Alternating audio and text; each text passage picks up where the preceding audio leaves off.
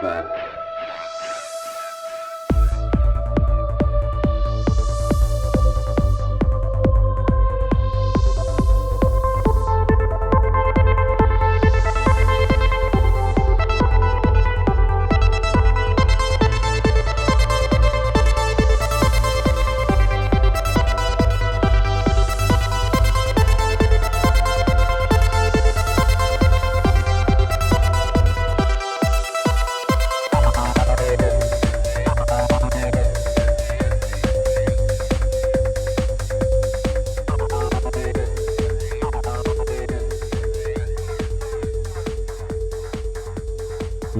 What's up? Another episode of Ripple Effect Podcast. Of course, I'm your host, Ricardo Vendas, also known as Ricky Brands, and a great episode for you today. I just did almost 3 hours with one of my favorite guests, and hopefully, well, I know one of your favorite guests also, because I always get positive feedback when she's on the show, Dr. Jessica Rose. She's a professional surfer, musician, PhD. She's just all in all a very, very interesting person to chat with for 3 hours. And today's conversation is no different than previous conversations. We go everywhere and anywhere. We start talking about cats, then we talk about AI, then we talk about consciousness, then we talk about music and arts and wine. There's so many different topics and avenues we go down in this podcast. So hold on tightly. It's a very fascinating discussion. And there's a very good chance of whatever topics you're into, we might hit on it today. But before we get into this very interesting and fun discussion with Dr. Jessica Rose, let me remind you this is a value for value show. If you get any value out of the podcasts and discussions and guests I bring to you, please consider giving some value back. As I always remind you, it doesn't have to be financial. You can rate, review, subscribe to the show on any of the platforms you watch or listen to the Ripple Effect podcast. But if you happen to be in a good financial situation, please consider giving some financial value back. You can support us monthly on Patreon, and that's one of the greatest ways and easiest ways of supporting us. It doesn't have to be a lot. If a small percentage of people who listen and watch the Ripple Effect podcast donated as little as $1 a month, I could easily do the show full time. So no contribution is too little, but you can also send a one-time donation via Venmo or PayPal, and thank you everyone who has. You can also check out our merch store, which is run by Big Frog Merch, who's also a friend of the show, Ryan Graham, who hosts the Independent Review podcast. It's his business. Support his business and support the Ripple Effect podcast by going to the Ripple Effect Podcast merch.com. That will take you directly to the merch store, or you'll find links in the show description or on my website, the rippleeffectpodcast.com. But browse around, check out all the new logos, designs, hoodies, stickers, t-shirts, mugs, everything's on there. So please go to the Ripple Effect Podcast merch.com. Support a small family business. Support a podcast you like and enjoy while getting some really high quality premium merch that hopefully might even be a good conversation starter. Maybe somebody asks you about the podcast and it sparks some really fun discussions in your personal life. So check out the rippleeffectpodcast.com for all these links, or go directly to the Ripple Effect Podcast merch.com to go directly to the store. Speaking of merch, this leads to a couple little announcements. One is very soon, if not already, we will be offering Union of the Unwanted merch at our merch store. So if you go to the Ripple Effect Podcast merch.com, very soon you'll find Union of the Unwanted tank tops, shirts, t-shirts, hats, and all that stuff. So definitely check out the merch store. The other announcement is, you might already know, but my original YouTube channel is back. For some reason, YouTube gave me my channel back, and if you listen to the most recent Union of the Unwanted episode, and I think we talk about it on this podcast also, you'll hear the story on how I got it back, and you'll be able to find links to the original Ripple Effect Podcast YouTube channel in the show description or on my website. So please subscribe to it. I don't know how long it's going to last. I just got my first strike since being reinstated today, but hopefully they let it survive, even if I'm getting some videos removed from time to time. The podcast originally got banned in 2021, so Matt from Content Safe is slowly uploading all my archives back to that channel since then. So subscribe, check out some of the new uploads that are great reflections on the COVID era and kind of the stuff that was going on, and all the great guests that I had on from 2021 to today. And I can't thank Matt enough for helping out with that. If you are a content creator, definitely check out Matt from Content Safe. He's a huge help in regards to running my website and uploading all my videos to all the platforms I'm on. And then also shout out to Opus Clips, which is how I'm making clips. Until recently, the only YouTube channel I had was a clips channel, which will still exist. So definitely subscribe to that also. And I use Opus Clips to make all those clips. So please check out Opus Clips if you're a YouTuber, streamer, content creator, podcaster, and you're looking for a really incredible way and fast and easy way of making amazingly entertaining clips. And they use AI to rate them by how much they'll trend or the value you get out of it. So if you're interested, please use the link in the show description or on my website. Go to Opus Clips, and they happen to be a new sponsor of the podcast. So it's a great way of using some amazingly, incredibly smart AI technology to make your clips and also support the Ripple Effect podcast. And AI is one of those topics we talk a lot about today. So on that note, let's get right into this amazing 3-hour discussion with Jessica Rose, and I'll talk to you guys in the next one. Peace.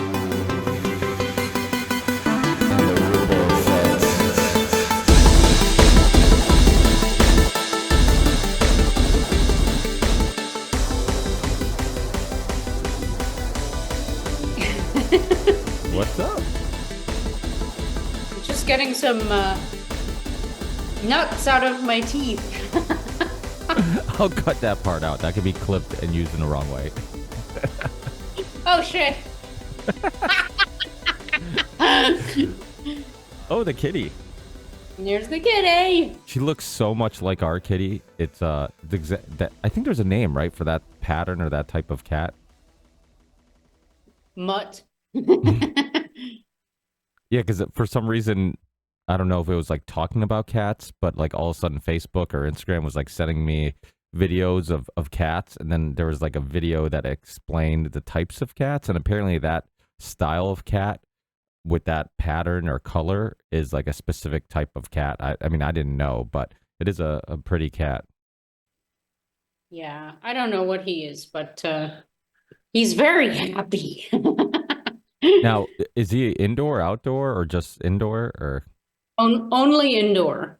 Same thing with our cat. Yeah, my parents are old school. They grew up on a farm, so they don't believe in animals being inside the house. They love animals, but they're like old school, like they're supposed to be outside. So they have a bunch of cats and a dog, and they always have at least one dog and rabbits, goats, chickens. I get all my eggs from them. So it's like a little farmland in the backyard. It kind of reminds me of going back to Portugal. And I think that's why they do it, because it kind of brought some of that farmer culture from Portugal to America. And hey, when food prices were ridiculously high, I mean, they still kind of are, but when they were getting ridiculously high, the only people not super concerned were my parents, because they grow and kill a lot of what they eat. So it is funny how we have all these skills, but no real survival skills if shit hit the fan. Yeah, I was just saying this to a friend of mine. It's like, I just got back from a brownstone retreat in Spain, and a lot of the people that I know from brownstone are, they have their own animals. They're kind of self-sufficient in terms of what they eat. And it's nice because it's almost like it's becoming more of a norm now, which it should be. I mean, I know it's not. It's a norm maybe within like the small population of people that I know, but it's so nice to hear about people owning their own geese, and apparently goose eggs are like better than chicken eggs. They're really big, and like one goose egg is equivalent to like 4 chicken eggs. But I also hear that chickens are easier to take care of than ducks, but duck eggs are good too. But this cat is pretty useless. He's he's not a farm cat. I'm sure he keeps the rodents away, because that was how I've never been really a cat person. And I think we talked about this in one of the previous podcasts, but I've never been a cat person. I've never minded them, but like I've always had friends that had them, and anytime you go over to their house, they'd have to lock them up or whatever. And I'm just like, oh, I'm like, when I'm around dogs, all they want to do is lick you and love you. I'm like, in cats, I'm always like a little nervous around them. Like, are they going to attack me? But when we had these old mills near where we live, there's a lot of immigrants that kind of grew up in the town that I live in. A lot of Portuguese immigrants, Polish immigrants, And a lot of them worked at these factories nearby, and these factories have been abandoned for a long time. Once outsourcing and all that stuff happened, a lot of local cities like Holyoke, Massachusetts, where it was called like Paper City because that's where a lot of paper came from. We had a lot of mills that made yarn and whatnot. Once all that stuff got outsourced, they kind of just got abandoned, and now they're finally starting to use them. And now all the new construction, apparently, like there's been a lot of rodents that have been kind of living there for a long time, and all the new construction is like scaring them off. So all the local communities were getting some of them, and we started seeing them near our house, and like all my neighbors were kind of seeing them, and it got to a point where I'm like, dude, I can't deal with like every time I go outside, I see a little mouse or whatever running away or whatever, and then in the winter they were trying to get in the house, you could hear them, and it was driving me crazy. And I would buy every single rodent thing you could think of, and it would work for a day, and they would figure it out. No, And it's only cats that work. yeah, well, that's the thing. After like a year of spending hundreds of dollars on Amazon late at night for next day shipping, And poison. yeah, well, even the poison, they figured it out. Like they're so smart, and they're good at like sharing information, because you would kill one, and then the next one wouldn't fall for it. One night, I think I told you the story. One night, I couldn't figure out how to get them. It was like a super cold night, so they were trying to get in the house. It seemed like when it was super cold, they were really just tedious with trying to get in, and you could hear him scratching away. So I didn't know what to do. So I'm like, I put a JBL speaker, a little like Bluetooth JBL speaker in the cabinets where I thought they were trying to get in, and I played techno music, like some EDM, because the bass thumping sounded like people walking, and I thought like, hey, this will scare them off. It worked for like a day. Then they figured out it was music. So then the next day, I'm like, well, I guess I'll go to my heavy metal playlist, and I'll play some heavy metal, and maybe the screaming will scare them. It worked for a day. And then eventually, like, we were like the family was joking. We're like, now they're probably just dancing to it, because they just started ignoring it and started like, and I'm like, okay, they figured out it's just music. I'm like, how did they figure out yeah, exactly. I'm like, now they're probably trying to get it in the house because I think it's a club. So one finally got in our wine cellar. This house was built by a Portuguese family, so it has a wine cellar. I only made wine before I had kids when we moved in, and then after we had kids, life got a little busy, but I want to eventually start making wine again. My dad, my grandparents, my great-grandparents, everybody's made it throughout the generations, and I don't want the burden of it stopping on me. But one of them got into our wine cellar. So then I'm like, okay, now one's in the house, like I'm upset. So I told my mother, I'm like, hey, your cats, get all of them and bring them over immediately.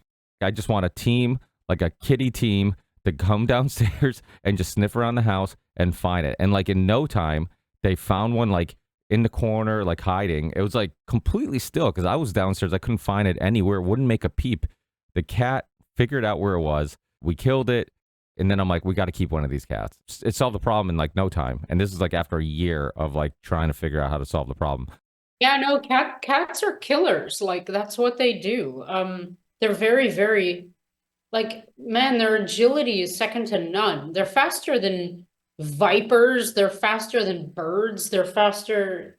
Did you see these like slow down videos of cats like leaping away from snakes trying to like bite them and envenomate them, or like going after pigeons and shit? Like it's unbelievable how fast they are. Like we actually can't see how fast they're moving. That's how fast they move. And they're actually doing it, in 3 dimensions. It's really, I mean, I don't think he could do that because he's kind of like a bourgeoisie cat. But yeah, they're just remarkable animals. And yeah, that's what they do. My dad always used to like kind of resent them for their bird eating capabilities because, we had outdoor cats when we were growing up, and they were really good hunters. You live in the woods and the birds are chirping, and then sometimes it goes a bit quiet because of the cats. But yeah, that's what they do. It's amazing how quick they are, because it's like, well, that term cat-like reflexes, obviously that came from understanding how quick their reflexes are. But I remember hearing a podcast where they're talking about the statistic of how many birds, like what percentage of birds get killed every year by cats. And it's like some huge percentage. And when you think about it, like the unfair fight of like one animal can fly, the other one has to attack it from the ground. Like the fact that they can catch that many birds is insane when you really think about it. Yeah, I mean, it must balance the equation because, nature knows what it's doing and it's been doing this for like a long, long time, long before us. So it's like, yeah, I got no problem with it. It's sad. Nature is kind of sad the way that it works because things need to eat and that means that other things need to die and but that's what it is. But yeah. Maybe I've never seen a mouse around my place because of him, but he's not really he's not really a killer. It's in him. It's in his DNA. Well, it's like my parents would have cats. They're like the sweetest little cats and always purring and then out of nowhere you would see it attack a bird and you're like, "Oh, it's still a killer." Like you almost forget that it has the capabilities and until you see it get in that like killer mindset. The weird thing is historically like the ancient like so many people like worshiped cats or would have cats in their art. So I've always been curious. I'm like, what is it about cats that they were attracted to? Have you ever went down that rabbit hole? I haven't, but I've often wondered exactly that question. I have a really distinct affinity for cats. And it's not that I don't like dogs, it's more that I don't like bad dog owners because if you have a bad dog owner, it's a really dangerous situation and at the very least it's annoying. Um, but with cats, they're kind of like they're very independent and I think I admire that and respect that about them. Like they kind of will do fine no matter, what the circumstances are, and dogs aren't like that.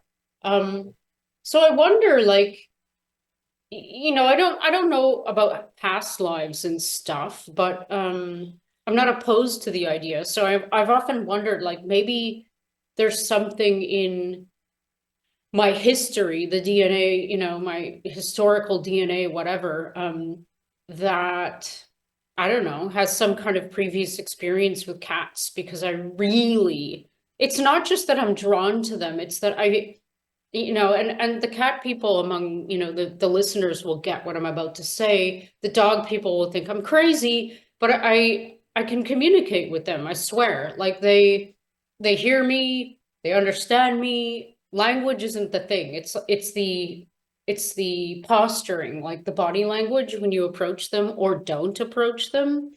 Um, because it's weird. I go on walks every day and sometimes I feed some of the cats that live on the street, but regardless, if I call out to them and they hear my voice, they come running. So yeah, I don't know. It's really interesting. There must be something about them that's, I don't know, special, but I haven't really investigated. Like I was fascinated with ancient Egypt when I was young. Like who wasn't, right? Like, and they had this, they revered cats and they made monuments and they embalmed them and stuff. So why exactly, like why was that? Why cats? Why not lizards? Why not camels? Lots of camels in Egypt. Um, I don't know. What do you know about it? Not much. It's actually a rabbit hole I haven't gone down either. But I've always been fascinated by it because like you said, like you see these old, like just wall art or not wall art, but cave art where they would have like pictures of cats, near like kings and queens and to me there's always a reason. There's always like it's Yeah, not of course. yeah, I mean it couldn't just be like, hey, let's pick up animal and we think it would look cool because those at that time people were very spiritual and they who knows what connection or why they had a connection with cats. There's so much of ain't go ahead. It was more than a connection, though. It was like it was a reverence. Like you saw sculptures, and I mean the Sphinx. I mean, who knows what its head was, but clearly it kind of looks like a kitty, like lying there in the sand. And who knows if that was the ancient Egyptians? Maybe it was someone before. So maybe even the ancient Egyptians who were revering cats were tapping into something, from, DNA wise historically. I mean, who freaking knows, right? Um, there's so much we don't understand. But yeah, I don't know. Like I can't even think of a research question that you would be able to pose to answer, any question pertaining to why certain cultures have an affinity for cats in particular. Like, how would you go about answering a question like that? Because it's, um, you'd have to, dig into the brain, like the psychology behind it, the cultural, you'd kind of have to go back and get into the head of one of the people who lived in that time, right? And like see it through their eyes. And as far as I know, we don't have that ability. So It is interesting because the Sphinx, a lot of people believe, was a cat face, and then later civilization came back and then created a human face on the cat. But that's a perfect example. Yeah, I mean, it's amazing that it didn't even come to me that like the Sphinx is a perfect example of like you what's did. pity? Yeah, it's without a doubt some type of cat like thing, and why, right? Why all that work for a cat? So it is fascinating. That's kind of a rabbit hole I'm gonna have to go down I and just learn. got offended. If we could only talk to your cat and ask, what's your What do opinions you on the mean, why Sphinx? all that work for a cat? Am I not worth it? He says. Yeah. Did you happen to watch or listen to Terrence Howard on PBD? No, no, I just got back from my first punk rock show in like I don't know how many decades. So I was Oh, really? I, Who'd you see? yeah, it was actually really, really, really good.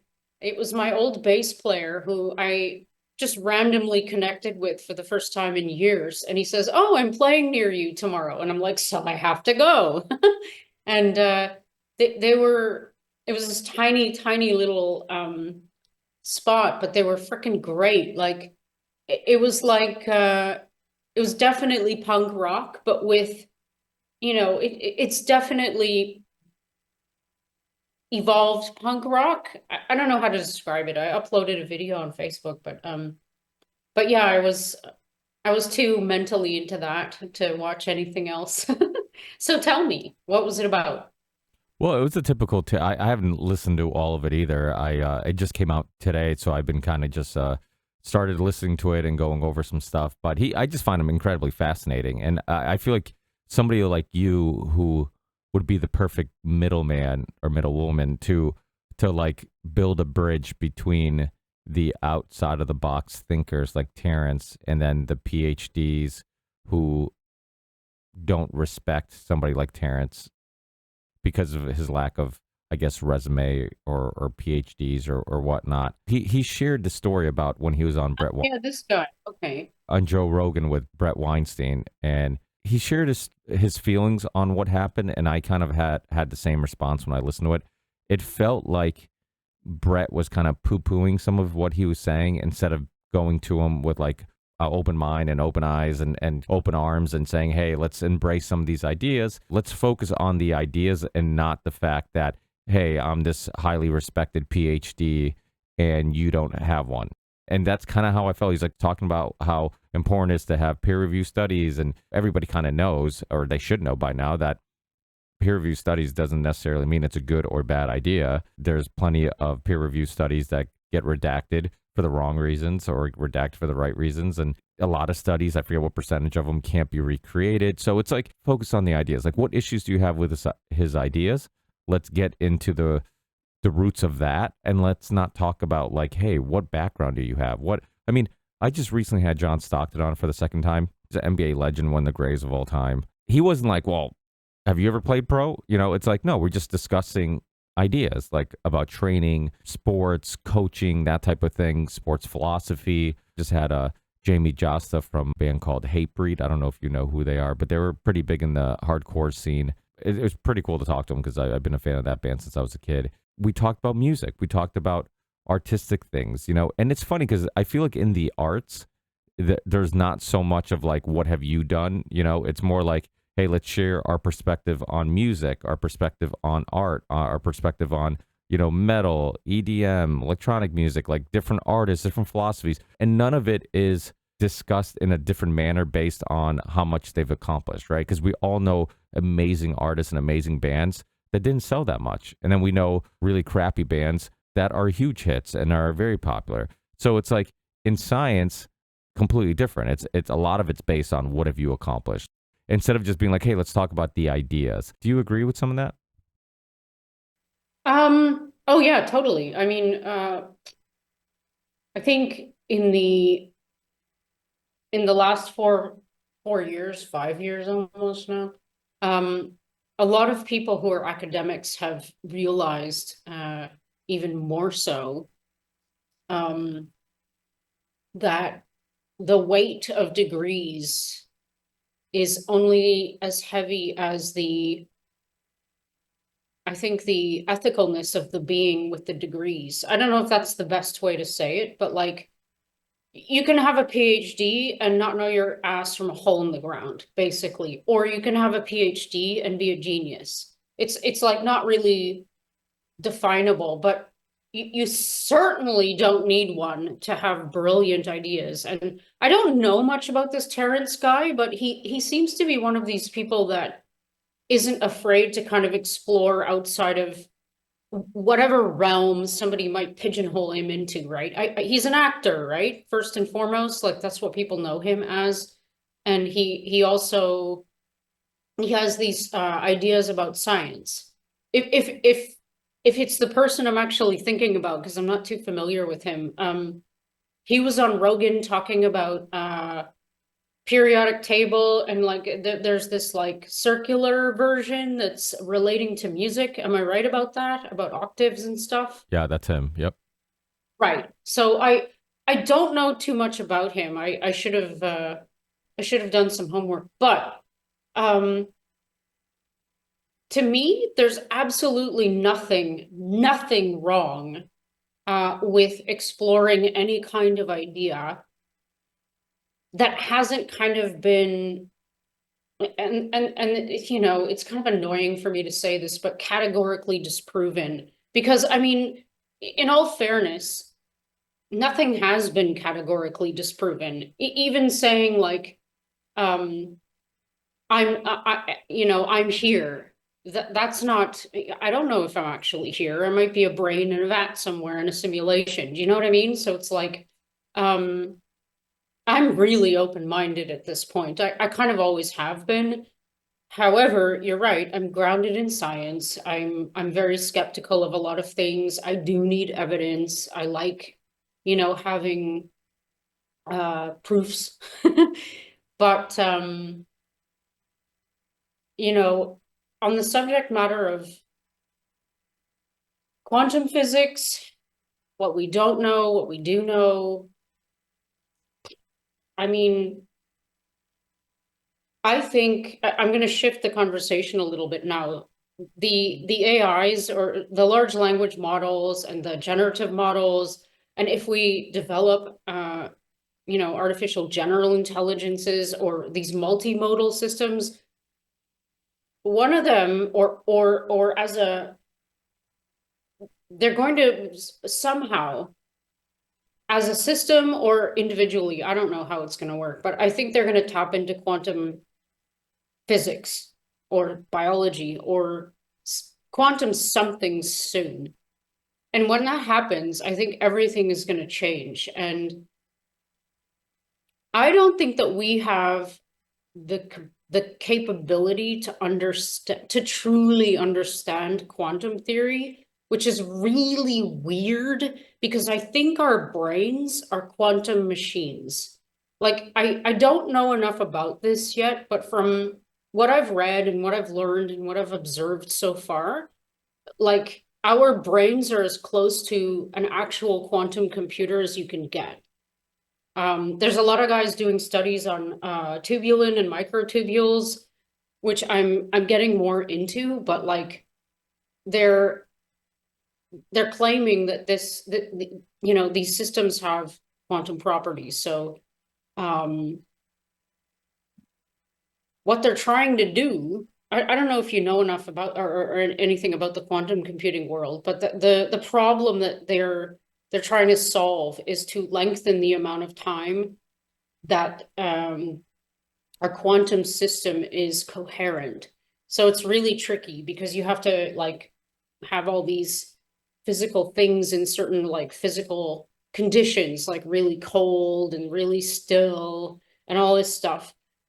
And anything, in this, world that we live in can cause the system to become decoherent, which means that basically it goes out of steady state, for lack of a better way of saying it. So our brains, I could be totally wrong about this, and all the people who study quantum theory and theoretical physics are probably, if they're listening to this, they're like, she's so stupid. But fine, I am. I don't know enough about this, but it seems to me that our brains are coherent quantum computers. Like I don't know. What do you think about that? Like, what do you know about it? Because I'm probing everyone on two subject matters these days to find out what the general like consensus is on AI and AGI, the general, and also like basically what the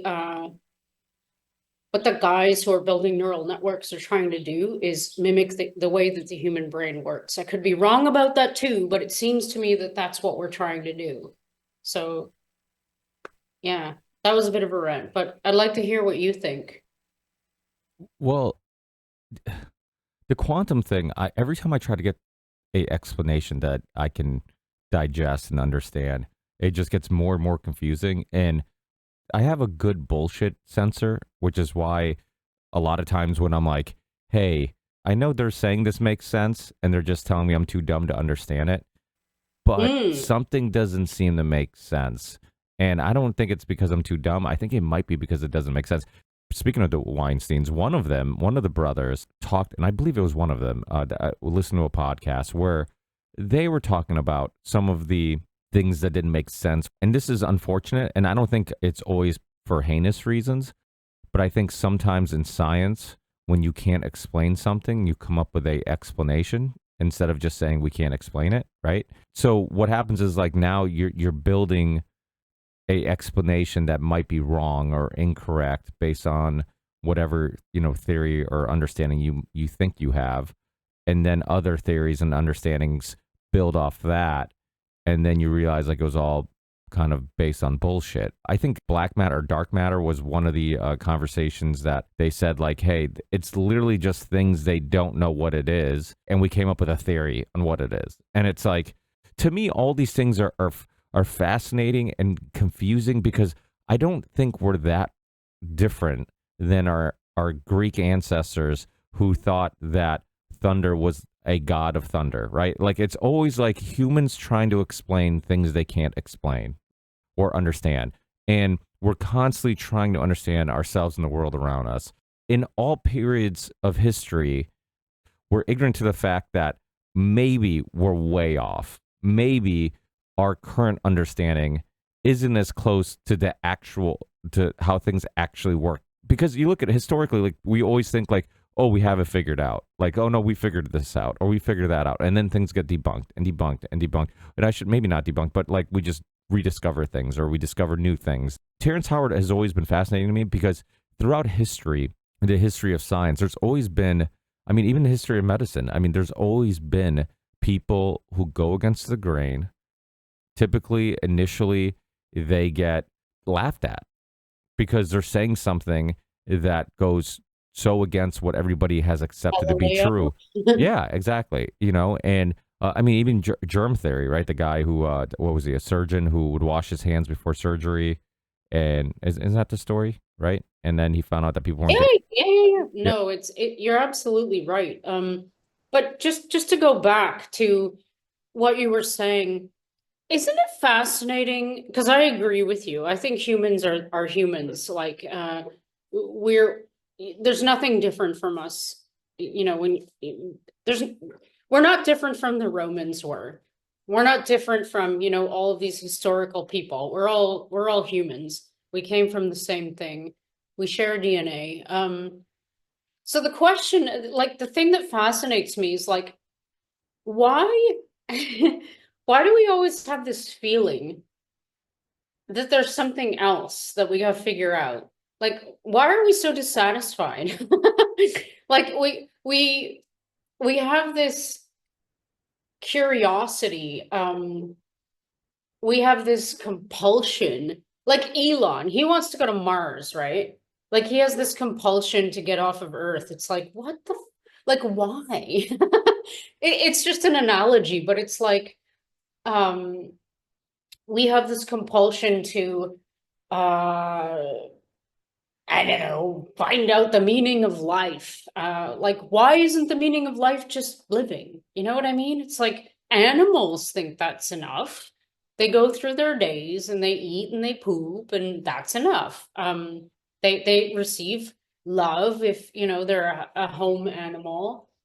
But we are not like that. It's like we're we're always dissatisfied and kind of maybe not all of us, but I certainly am one of those people. It's like there are these questions sitting on my head all the time that I feel like I need to solve. It's like sometimes I wonder if our purposes in life, because I think every individual has their own, isn't just to get over the feeling that they have to solve a puzzle and just understand that the puzzle is already solved and that that's the meaning of life. Oh my God, these people and their dogs.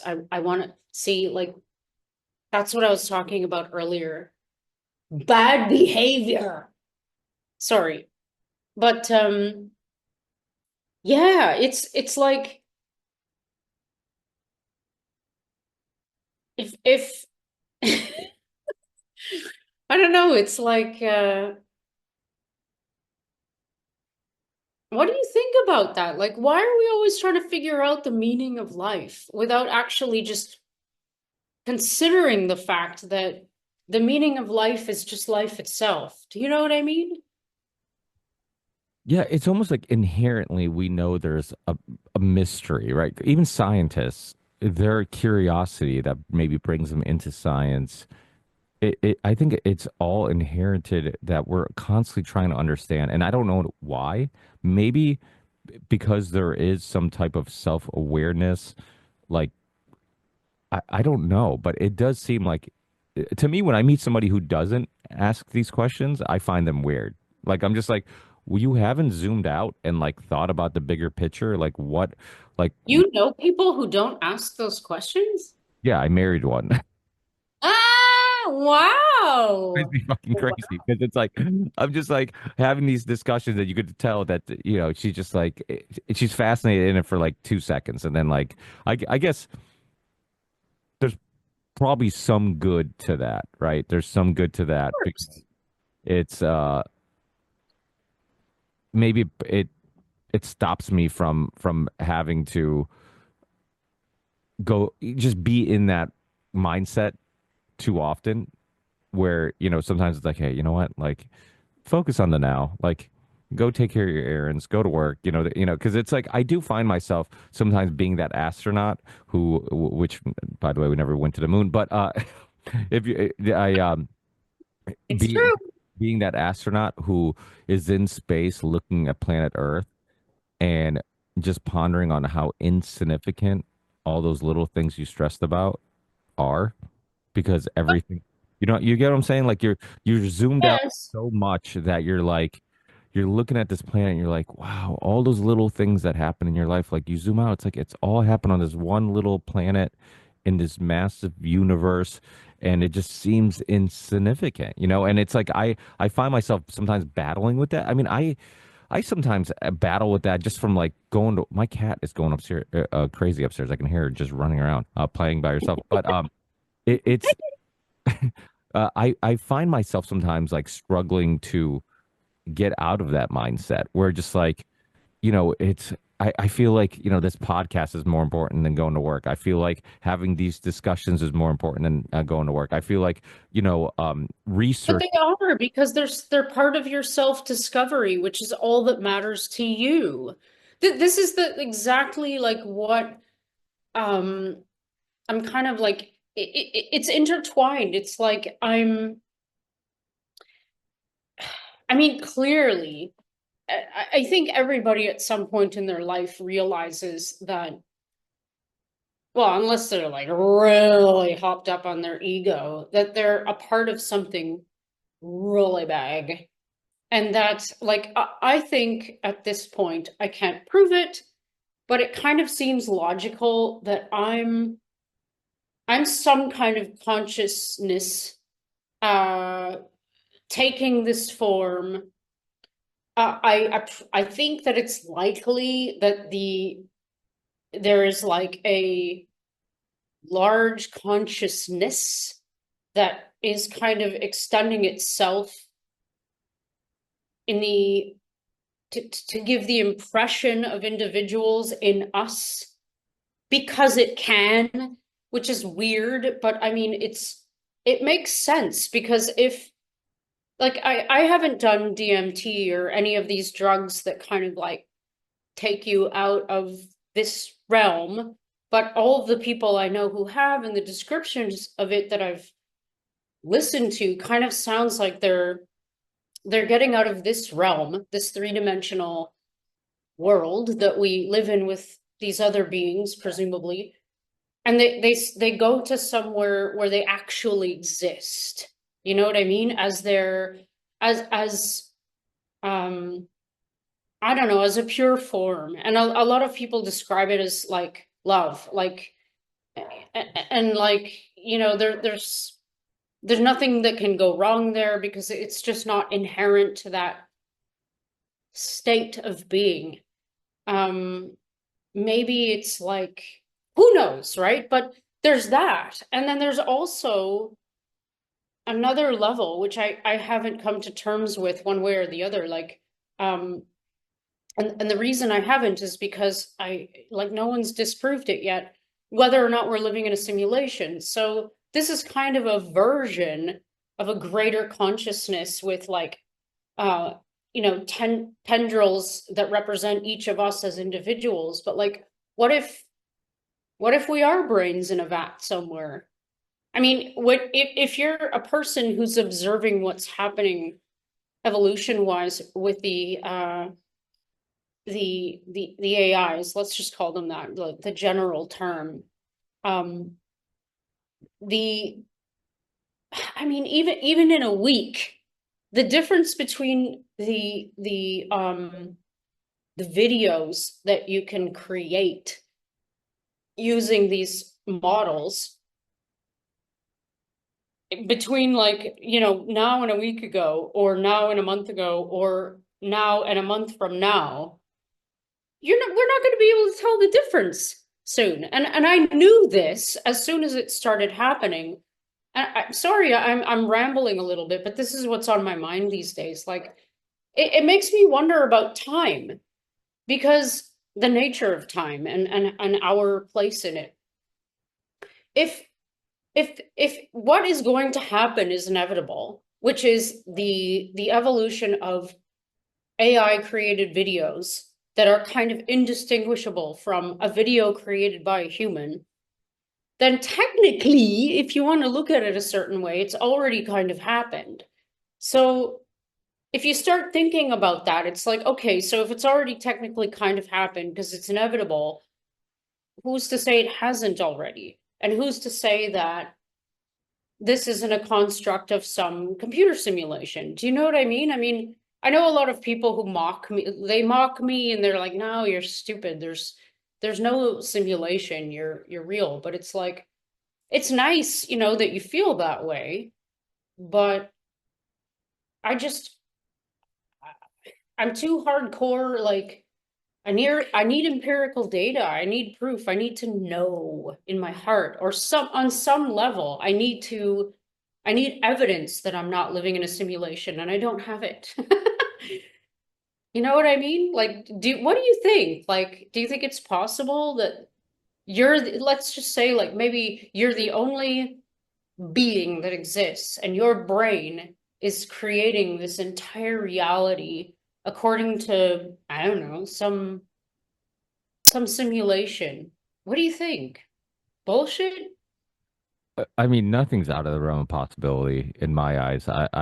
There's so many things about the world and the universe and, reality that we still don't understand, that nothing is out of the realm of possibility. I mean, there's a lot of weird things about the world, like morphic resonance and, a lot of people are talking about the telepathic tapes and, all these nonverbal autistic kids who can communicate with their parents. And like, so it's like, explain that to me. Like, 50 years ago, 100 years ago, like if you said something like that, it would sound like witchcraft or magic. And I mean, the internet would sound like witchcraft or magic. So it's like there's so much that we don't understand. One thing, and I don't know if it's related, but Witchcraft. yeah. And there's something about, so, as a kid, I've always thought about this, about how and it might be or it might not be relevant or related, but I always thought about how when you go to a funeral, when you go to a wake, and you see the casket and you see the dead body, uh, there is always something about it that like there's a disconnect. Like I didn't, I felt like it's just flesh. Like the person, I always had this feeling of like the person that passed away isn't there. Like Yeah, it's, yeah. you get what I'm saying? No, that's exactly, I don't only get what you say or you're saying, it's exactly how I feel. I haven't seen too many dead bodies, like really, I think I've only seen one or two, but like that's exactly the feeling I have.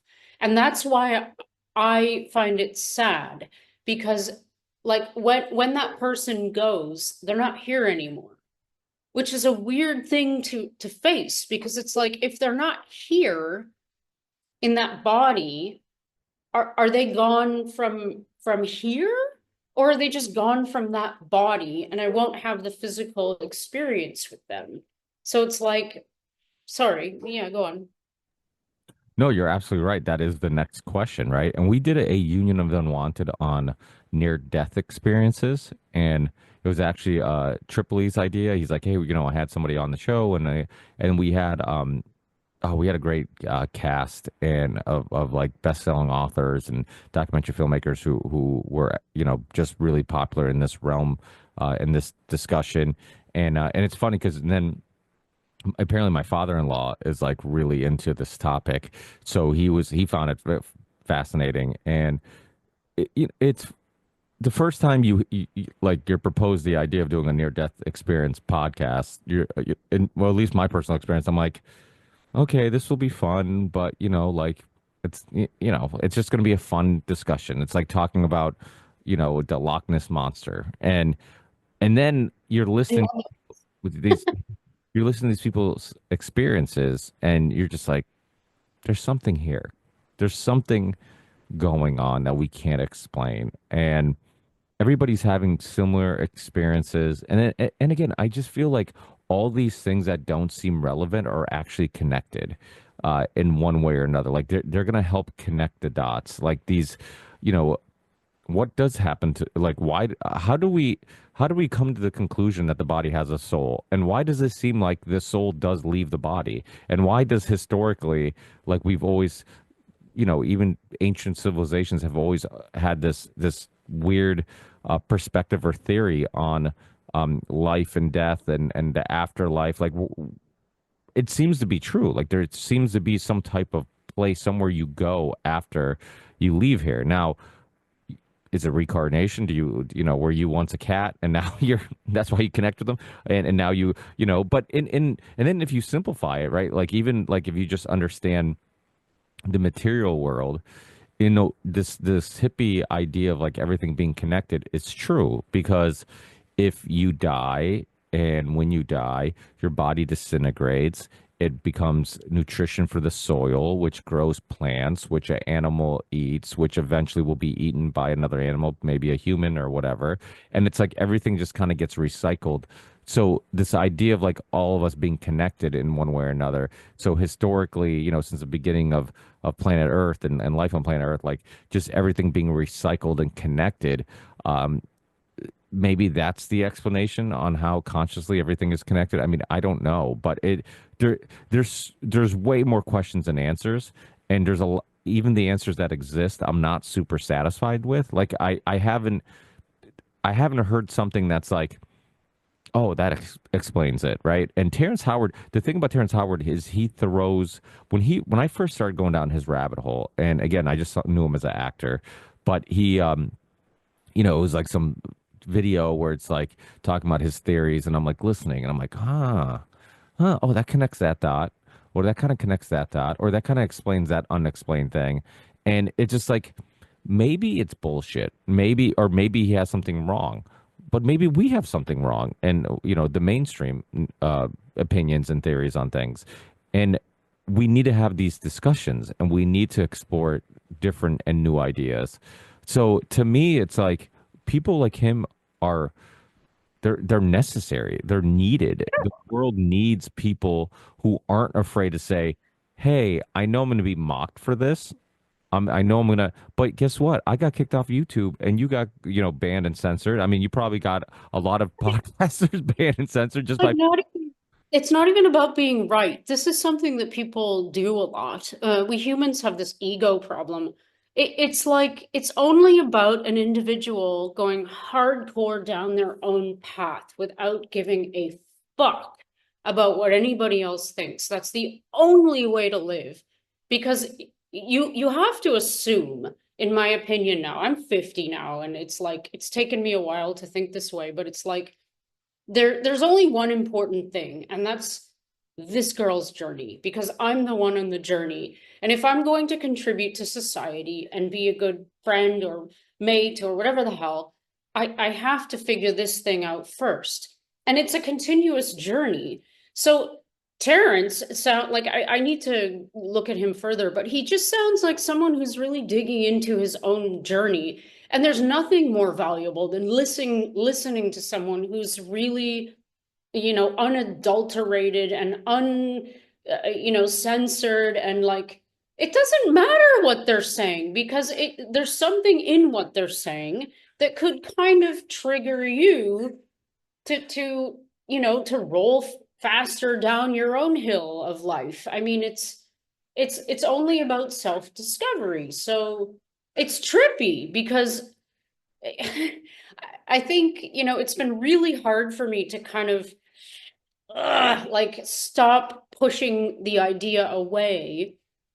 But it's like this journey that we're on in this life is really, it's our own journey. And I think that it's more likely that we are on a journey with other beings on a singular journey themselves. So I don't think that, I'm manifesting everything from my own brain in a vat, but like it's it's so trippy. It's like this this quantum thing. It's like, how can this brain in this three-dimensional reality on this linear timeline possibly conceive of what superposition is? It's like both things at once the same.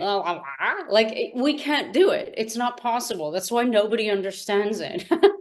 But at the same time, it's what we are. It's so trippy.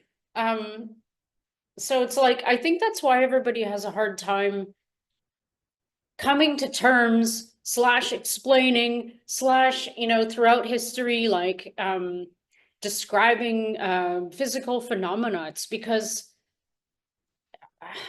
it comes back to this observation thing, which is tied into quantum physics. It's like what I observe is not what you observe, is not what they observe, is, do you know what I mean? It's like it's kind of a weird individual experience. So like I don't know, man. It's the more I learn, the less I know. This is absolutely a fact. But the more comfortable I am, and it's really weird. It's like it's not that like I don't know, it's so weird. It seems so juxtaposed and like incongruent, but it's not. It's like, do you know what I'm saying? It's like as I'm unraveling the onion of things that I thought that I knew, it seems to me that I should be getting more uncomfortable, but it's the opposite. I'm getting more comfortable. It's like the chaos is I don't know how to say it. It's like I don't know. Comments? I completely understand. I have the same feeling where it's like the more I try to discover or understand everything, the more I realize I don't understand everything, and then I become content. I shouldn't say content. Maybe I become Oh, that's a good word. It is a contentment for yeah, me. yeah. It Like is. you're okay with with being in that position where it's like I might never understand everything, but I'm okay with that now. Like, and I'm okay because I think it's a scary spot, right? Like chaos is scary, right? I mean, Jordan Peterson, gets a lot of things wrong, I think, in my opinion, but he gets a lot of things right too. And I think in regards to like chaos and order, I think chaos is scary for a lot of people, right? So it's like if experts, if people who you're told are smarter than you have created order based on these rules, and this is the way civilization works, this is the way the people should interact, this is how we should pay for things and have goods or whatever.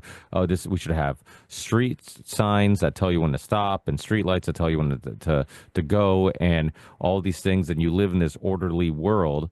I think a lot more people are comfortable there. I think it's scary to think like, you know, we don't have anything figured out and anything could happen at any point, and we could find out that everything's a simulation, or we could find out that, there is an afterlife, or there is, souls y- just hovering above us at all times, or interacting with us, or nudging our lives in one direction or another. Who knows? I mean, all these things are fascinating, but I'm like okay with, I've gotten okay. I'm like you, where I've gotten okay with not knowing, where it's just like, because it seems like a mission impossible. Like, so it's like initially your curiosity is, let me try to figure everything out. And then you get to a point as you unravel things and you discover things, you get to a point where you're like, oh, okay, this mission is impossible.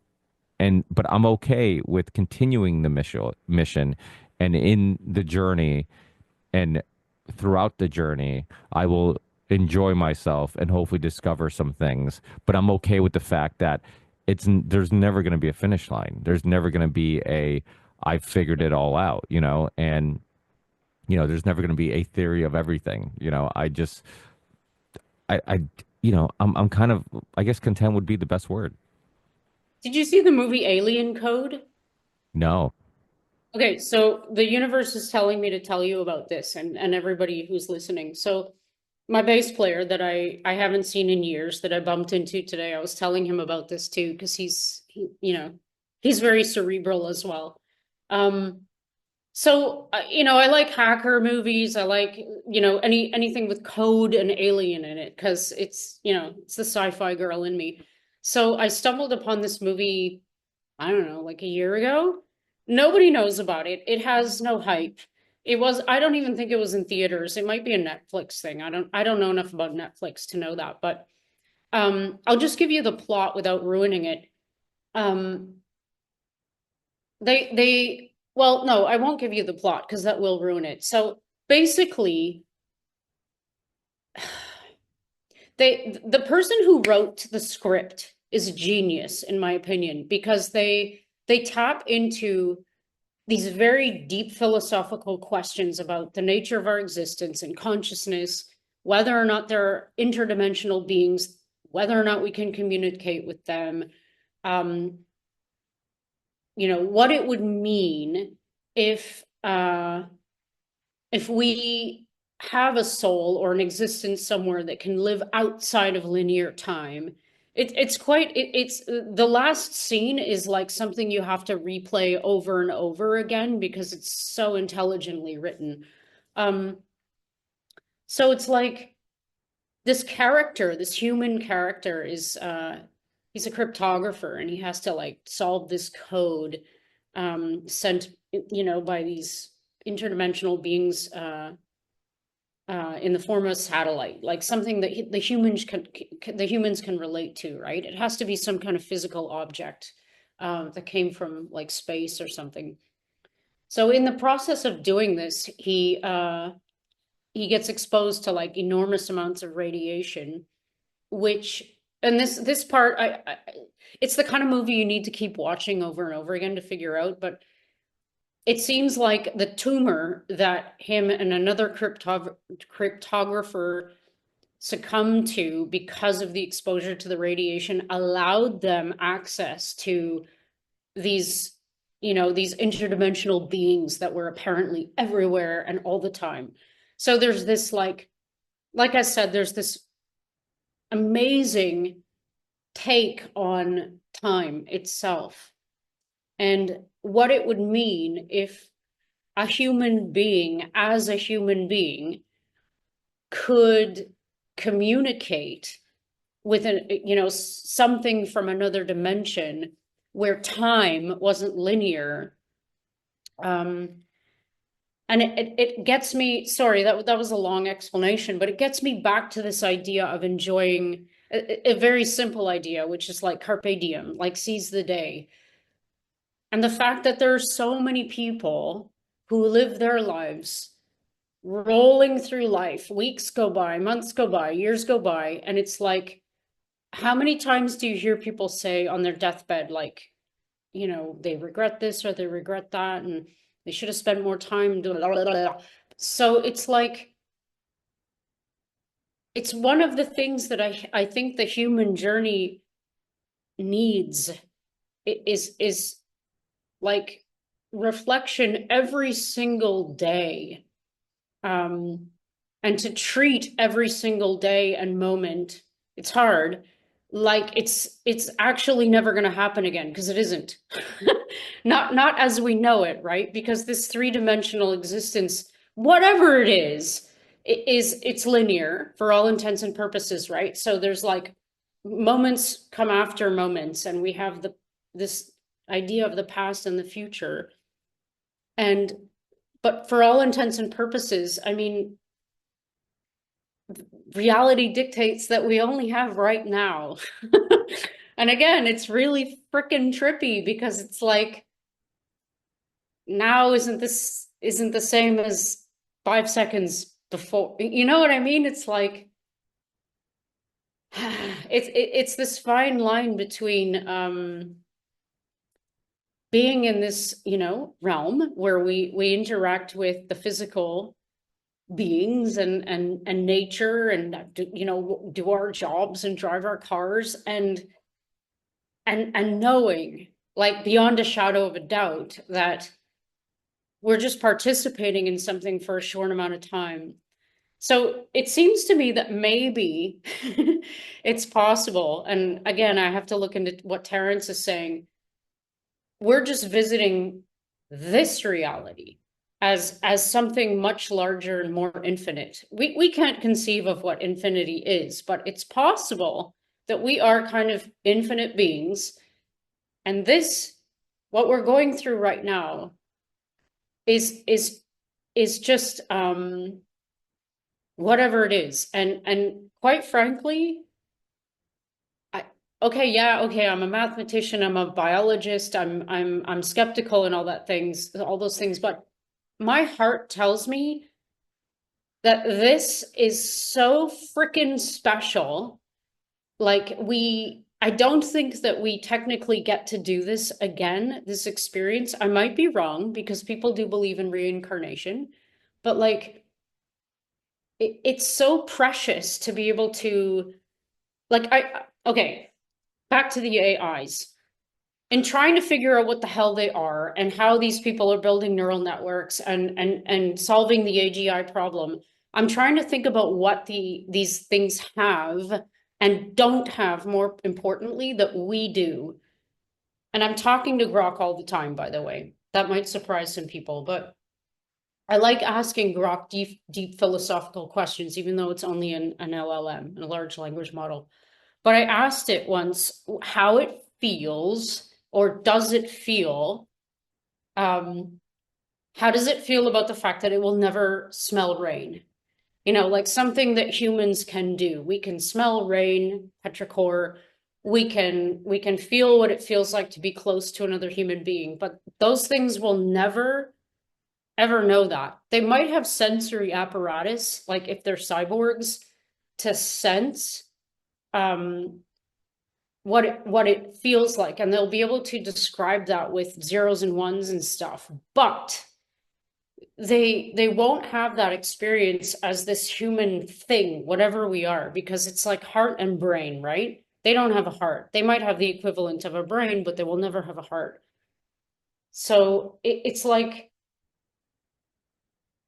it comes back. I'm sorry, it's a big rant, but it comes back to this freaking COVID shit. Like, people need to value this temple that they're in temporarily more than anything on the planet. Like, all of its organs, it's your skin, your heart mostly. Like,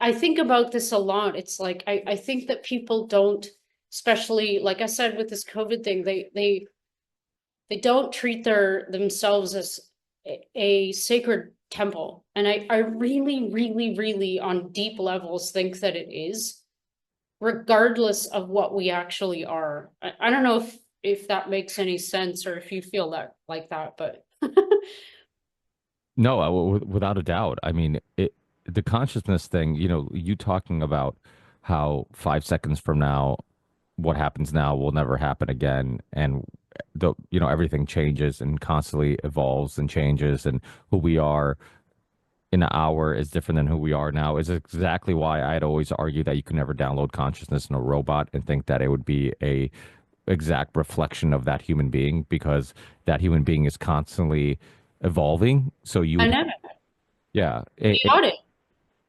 But even human, it's I've pondered on the idea of a couple things. One, I think humans are designed to live much longer than 100 years. I think that we've been poisoned by aluminum in our deodorant and preservatives in our food, and this very unorganic way of living. But I think we could potentially fairly easily live to 120 on the average. I think we can live much longer. Um, Well, centenarians do.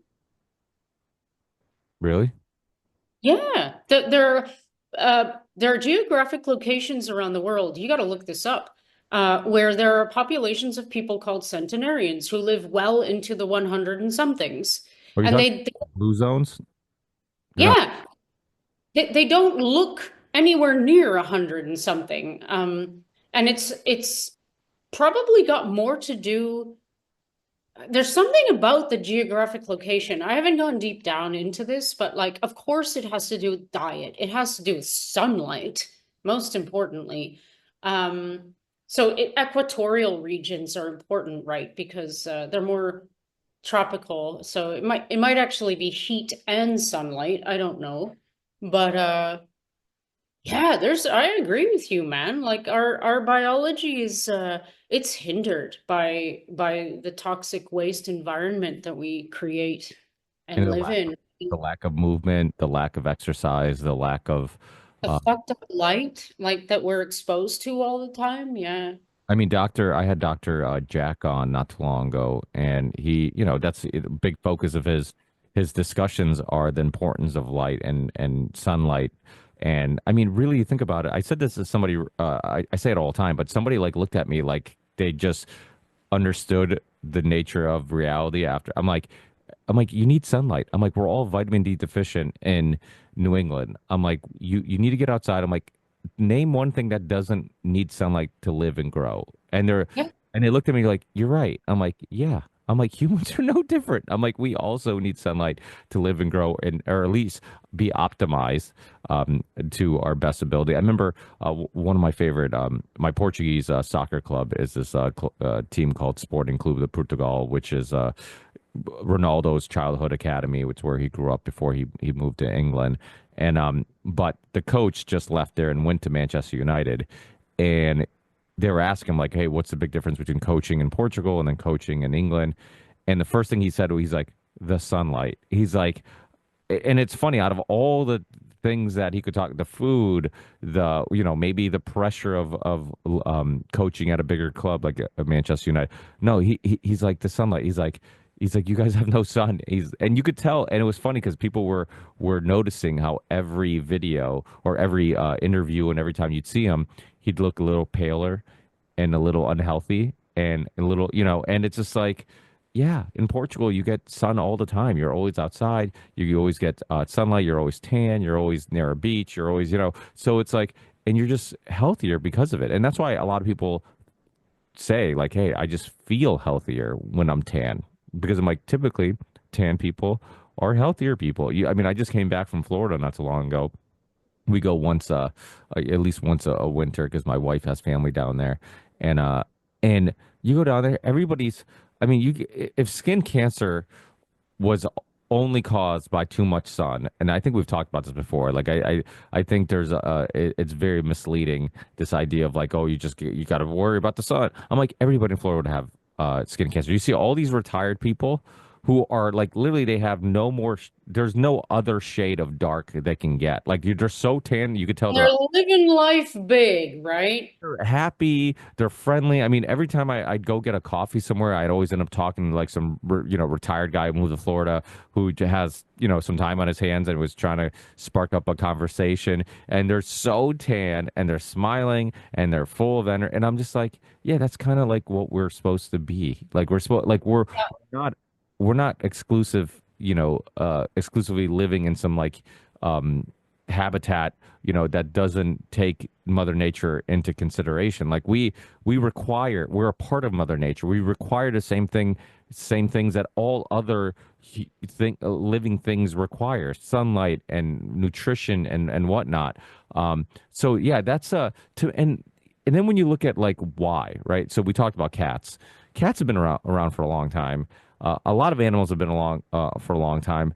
Have they evolved anywhere near the rate that humans have in regards to like just understanding of the world and technology and all these things? Why are humans evolving at such a rate, right? When you think about it, like it's no, there's not even anything even close, like even a little bit comparable. Like what make and this goes to highlighting what you're saying, like what makes us special. Like there's something that we're unique and we're special.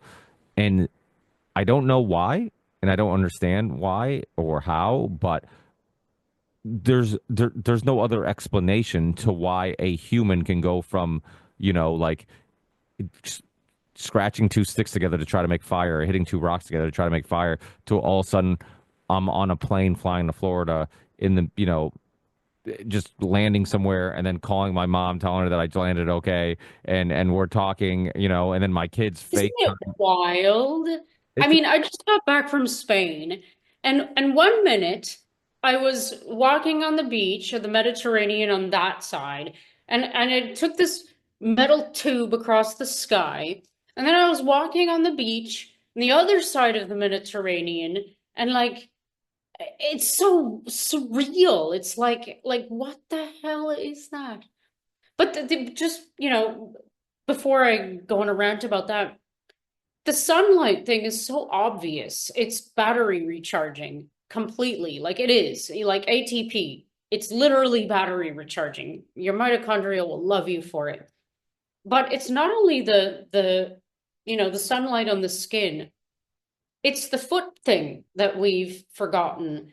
How many people do you know walk around at least once a day without rubber soles on their feet, like completely separating them from the ground, completely like removing the grounding experience?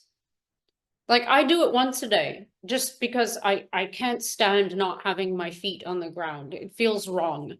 Um, Wearing shoes is it feels unnatural to me now, and I'm glad because I know that it's just a habit, right? And I've gotten into the habit, and I'm lucky enough to not have to wear shoes because of the climate I live in. But like, how many, like, it's crazy to me. Like, if you live in a big city, like I was in Barcelona, and it was It's a big city, you know, it's beautiful. It's got you know, lots to see. And I was thinking to myself as I was roaming around, if I was born here, like, you know, to a family, you know, it's possible that I would never see outside of Barcelona. The world would be Barcelona, this beautiful big city in Spain. I might never even see the coast because you don't really have to go to the coast. You can stay inland. If you have a job and your job is like, you know, taking you to a building every day, you wear shoes, you're probably getting sunlight, you know, if you're walking to work, but maybe you're not. But it just struck me, it's like, first of all, it struck me that I don't live in a big city anymore, and it kind of doesn't occur to you until you realize it one day. Like I live kind of in a short building neighborhood where you can walk everywhere. But this is just my reality because this is what I've led myself to. But a lot of people, like I've never been to New York, but I imagine if you live in New York, you're not taking your shoes off very much every day, right? Unless you're going to Central Park during your lunch hour. But it's like it's as important as getting sunlight, in my opinion. It really is. Like I think if people combine grounding,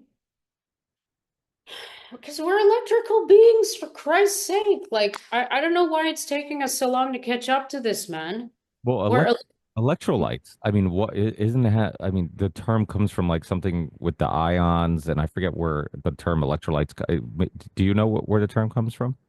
I'm gonna look it up so that we can get it right. Yeah, let's get it right because it has something to do with us being electrical beings. But you're right. I mean, that's why that Tesla quote I constantly re just regurgitate it, you know, that you don't to understand the universe requires you to understand frequency, energy, and I didn't vibration. know that. Sorry. Go ahead. Oh, did you Um, find it? well, it's grok, so take this with a grain of salt.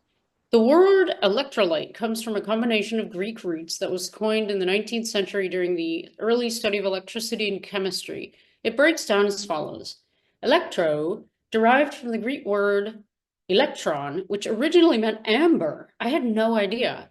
Amber was significant in ancient Greece because rubbing it with fur produced static electricity. How the hell do I not know that? A phenomenon observed by philosophers like Thales of Miletus around 600 BCE. Over time, electron became associated with electricity in general.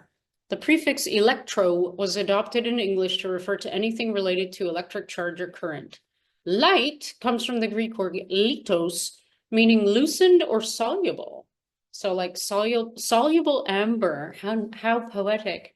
It's derived from the verb lion, to loosen or to dissolve. In scientific contexts, light refers to something that can be broken down or dissociated, which fits the behavior of electrolytes in solution. The term electrolyte was introduced by the English scientist Michael Faraday in the 1830s during his work on electrolysis, the process of using electricity to split compounds into their constituent parts. Faraday used electrolyte to describe substances that conduct electricity when dissolved or molten due to the movement of ions. He coined it to mean that which is decomposed, wow, by electricity. That's nice. Reflecting how these substances dissociate into ions under an electric current. So, last paragraph. So, etymologically, electrolyte combines electro and light, electricity in something dissolvable, literally meaning a substance that can be broken down by electricity or an electricity dissolvable substance. Its first recorded use in English aligns with Faraday's publications in 1834, and it has since become a standard term in chemistry and biology for substances like salts, acids, or bases that produce ions in solution. Nice. So can you dumb that down for myself? um, an electrolyte is a salt, like salts or electrolytes. That's as translated as I can make it. Um, So we absolutely need certain salts to live. Um, like Sodium is a essential sodium mineral. chloride. Yeah, sodium chloride, blah, blah, blah. And so when you dissolve these in say water, that's an electrolytic solution, I guess, or an electrolyte. So yeah. Um, this thing about grounding though, or going to the sea, I think this is about electron transfer. Here, I don't want to get this wrong, so I'm gonna just punch this into. It's gonna be funny to see what Grok says about grounding. I mean, it does feel like something's going on when you're grounding. It does. Like sometimes in the summer we'll go to the park or whatever. I'm kicking the ball around with the kids, and sometimes I'll tell them like just wear your flip flops. We'll kick the ball around like barefoot, and it it sometimes it takes the kids a little to get used to because they're just like, oh, I'm touching grass, like with my feet, and they're so used to wearing shoes, but it feels good. Like it seems like you're connecting with something you should be connected to. You are. I gotta read this because people are gonna love this. Um, so this is Grok again. In terms of electricity, grounding, sometimes called earthing, is in certain regions refers to the process of connecting an electrical current or circuit or device to the earth or a large conducting body that serves as a reference point for zero electrical potential. This connection ensures safety, stabilizes voltage levels. That's why we have grounds for wires, and provides a path for excess electrical current to dissipate harmlessly. Here's the breakdown of what grounding means and how it works. Safety. So that's when you like ground your wires. I'll pass that up. Voltage stabilization. It establishes a common reference point for the electrical system, reducing the risk of voltage spikes or floating potentials. I don't know what that means, whatever. Static discharge. Grounding dissipates static electricity. So for me, it's I might be wrong about this, but it seems like you're you know when you're running in your running in your grade 4 class in the library in the carpet, and then you like touch someone and they get a big shock. You remember doing that? Are you there? Yeah, I'm here. Yeah, yeah. No, I do remember doing that. Yeah. I mean, sometimes, well, back in the day, just houses had a lot of carpets, so like it wasn't uncommon for you to get a little bit of a charge and then discharge it on a friend or whoever you touch. So yeah, that's what grounding prevents, I think. Or it might have that opposite. Lightning protection in buildings, grounding systems like lightning rods direct lightning strikes safely onto the earth, preventing structural damage or injury. It's so neat. So it's like a conduit of electricity to the ground up through you. So when you don't have the what do you call that? What do you call the thing that blocks the movement? A oh my God. Anyway, the rubber soles on your shoes like prevent the transmission, or it prevents the connection, like the actual the connection of the electrical circuit. I think I could be totally wrong about It's not a this. conductor. Yeah. I mean, it's not a conductor where Yeah. so it's like if you could plug two wires in a banana. We used to do it in so I took electronics class like 1 year because my school thought, hey, you're not book smart, maybe you're hands-on smart. Go take electronics class. And I actually connected with like what was probably one of my most interesting teachers at the time. And he but one of the things we would do is we would plug two wires, two ends of a wire to a banana, and then plug it in and to I think it was like lower voltage, and you would just slowly see that banana get dark because it was getting hot, and you could use the banana as a conductor. We did some weird things. We would use a laser pointer, and he would hook up well, at the time it would be like a Walkman or something like that to this laser pointer, and then you'd have speakers across the room where it was he would have this little thing that we would create that he would point the laser pointer to the little thing we built. And I forget, I'm sure there's a name for it that I'm forgetting. And the music was going from the laser pointer to the speakers all through this laser. So basically, he was creating a wireless speaker system using a laser pointer. He would like come up with all these crazy ideas that we would do, and it was kind of fun. But yeah, I mean this kind of reminds me of Nikolai Tesla and his free energy experiment. This idea that there's electricity everywhere, and he was trying to create this giant tower that would be this giant conductor that would ground this energy to the earth, and then you could plug things into the earth and get free energy. And I believe in free energy. I believe in anti-gravity. Technology. I believe in zero point energy. I believe in all these things that uh, maybe are suppressed. The PBD. Patrick Bet David talked about it with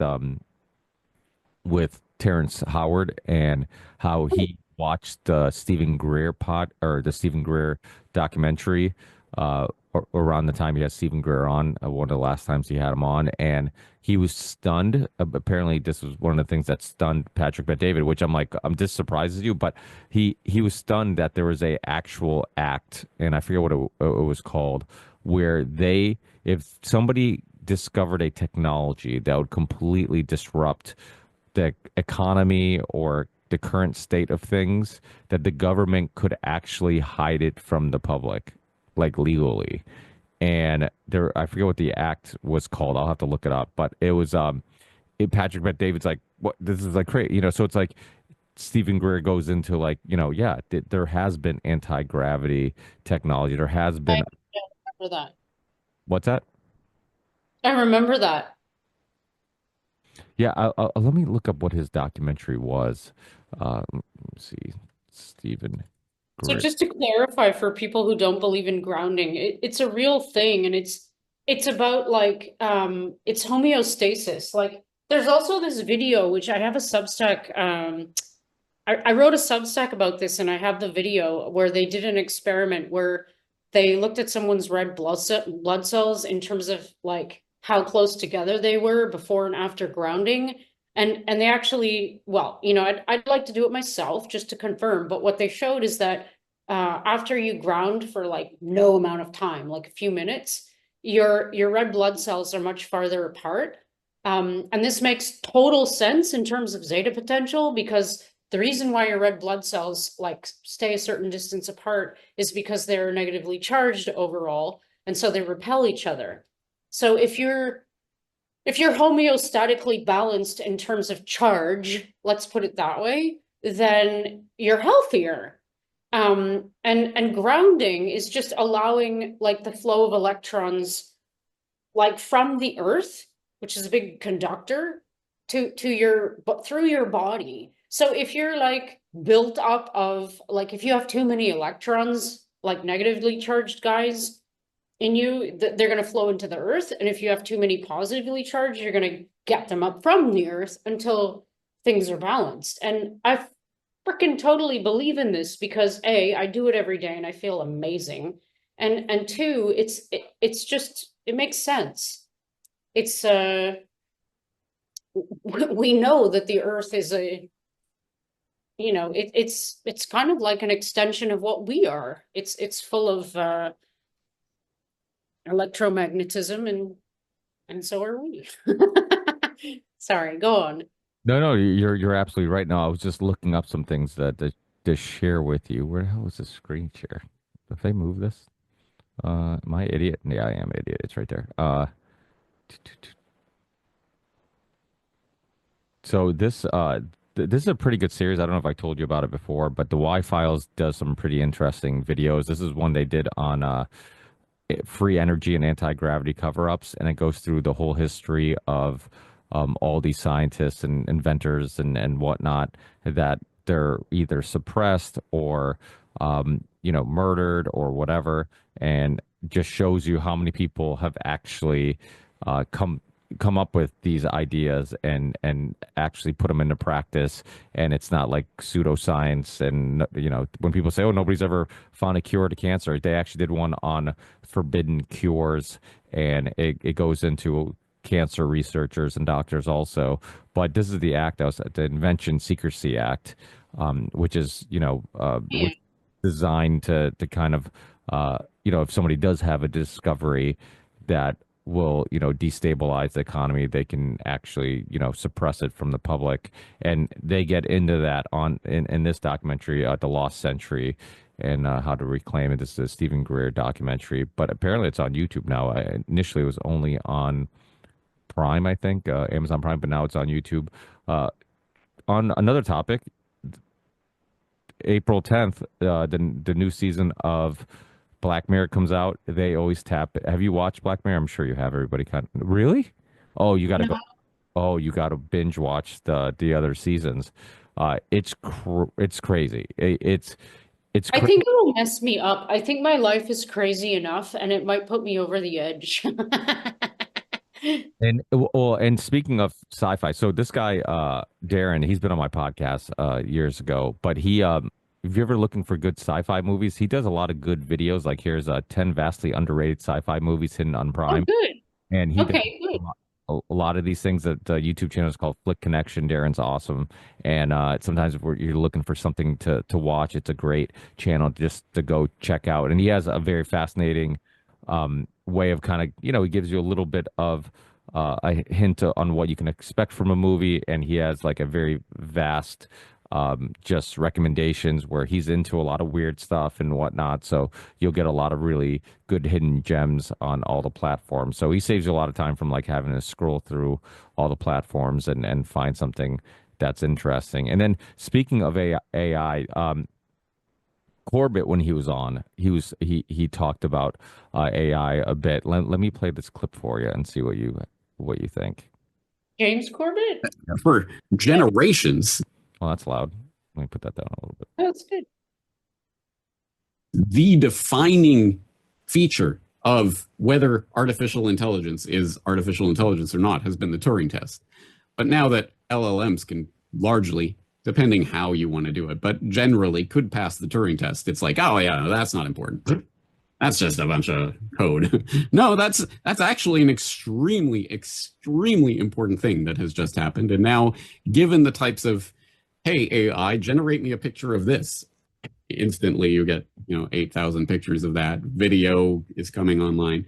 It's getting crazier and crazier. And yeah, it's one of those things where people scoffed at the internet back in the early 1990s. The internet, who cares? Why would I want email? What does any of this mean? In the same way, people will look back 20 years from now at the way that people were scoffing at these large language models. That doesn't mean anything. Oh yeah. So, but what does it mean? And at the very, very least, I think it's safe to say that all technology, all technological advance is seen first and foremost through the lens of power, control, weaponry. That is how technological advance has always functioned, how it has always been progressed and forwarded, how it has been constrained, restrained, or unleashed in various ways. And there is no doubt that there are people who are seeking ways to weaponize this technology. In fact, we're already starting to see it. The idea of drone swarms and what have you being unleashed, Lavender AI being used to target people in Gaza, etc. Yep, no doubt. I mean, the number of people, this was what I spoke about at the Brownstone retreat that I was just at. I wasn't really a scheduled speaker, but I was like, can I like stand up there for 5 minutes and just like open the floor to the conversation about AI? Like, because I really wanted to just know, like, if everybody else was as obsessed as I am right now. And if they're not, why? Because this is like, whether people know it or not, or how much they want to scoff at the, it's only a large language model. It's not only anything. It's going to affect every aspect of our lives probably by the end of this year, more than anybody can anticipate. And these large language, like he's right. The large language models and the generative models are like, they're working together now. And they're all working in tandem now. They have multimodal AIs.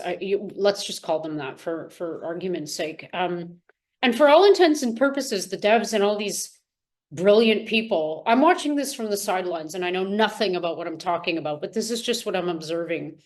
There are a few of them. These are brilliant people, geniuses who are on top of this. They're saying things like, if this isn't AGI, I don't know what is. I'm sorry, artificial general intelligence. Some people are saying that we've already hit the singularity. And when you look back at what the singularity means, wow, I don't really have evidence to refute that. I mean, the Turing test, for example, from my point of view, Grok has passed that many times. I've gotten annoyed at Grok, so it's actually instilled emotional responses from me. And for all intents and purposes, it kind of seems like sometimes that it feels, I'll leave it at that.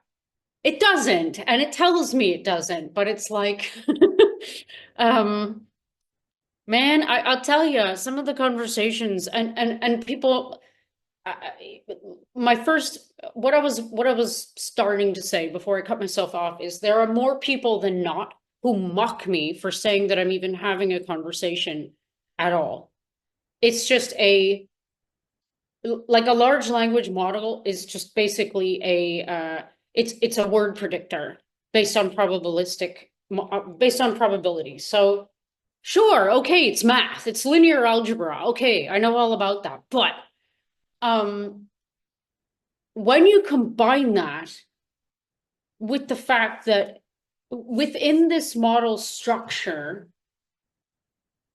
there are like 178 billion parameters or something, and that it can, for lack of a better word, communicate with other types of models, like generative models, and that there are other platforms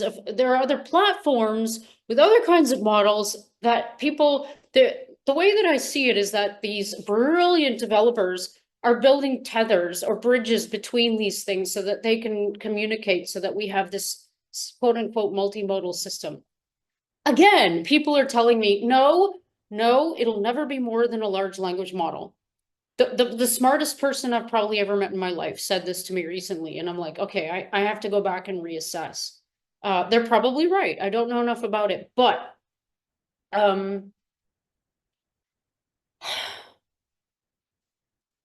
it's just odd to me that these things, they're the product of us, right? They're the product of our brains. They're the product of our creativity and our imagination. They're way freaking faster, way more powerful than us, computing wise. And it's growing exponentially. Like there's no telling what they're going to be able to do computationally soon.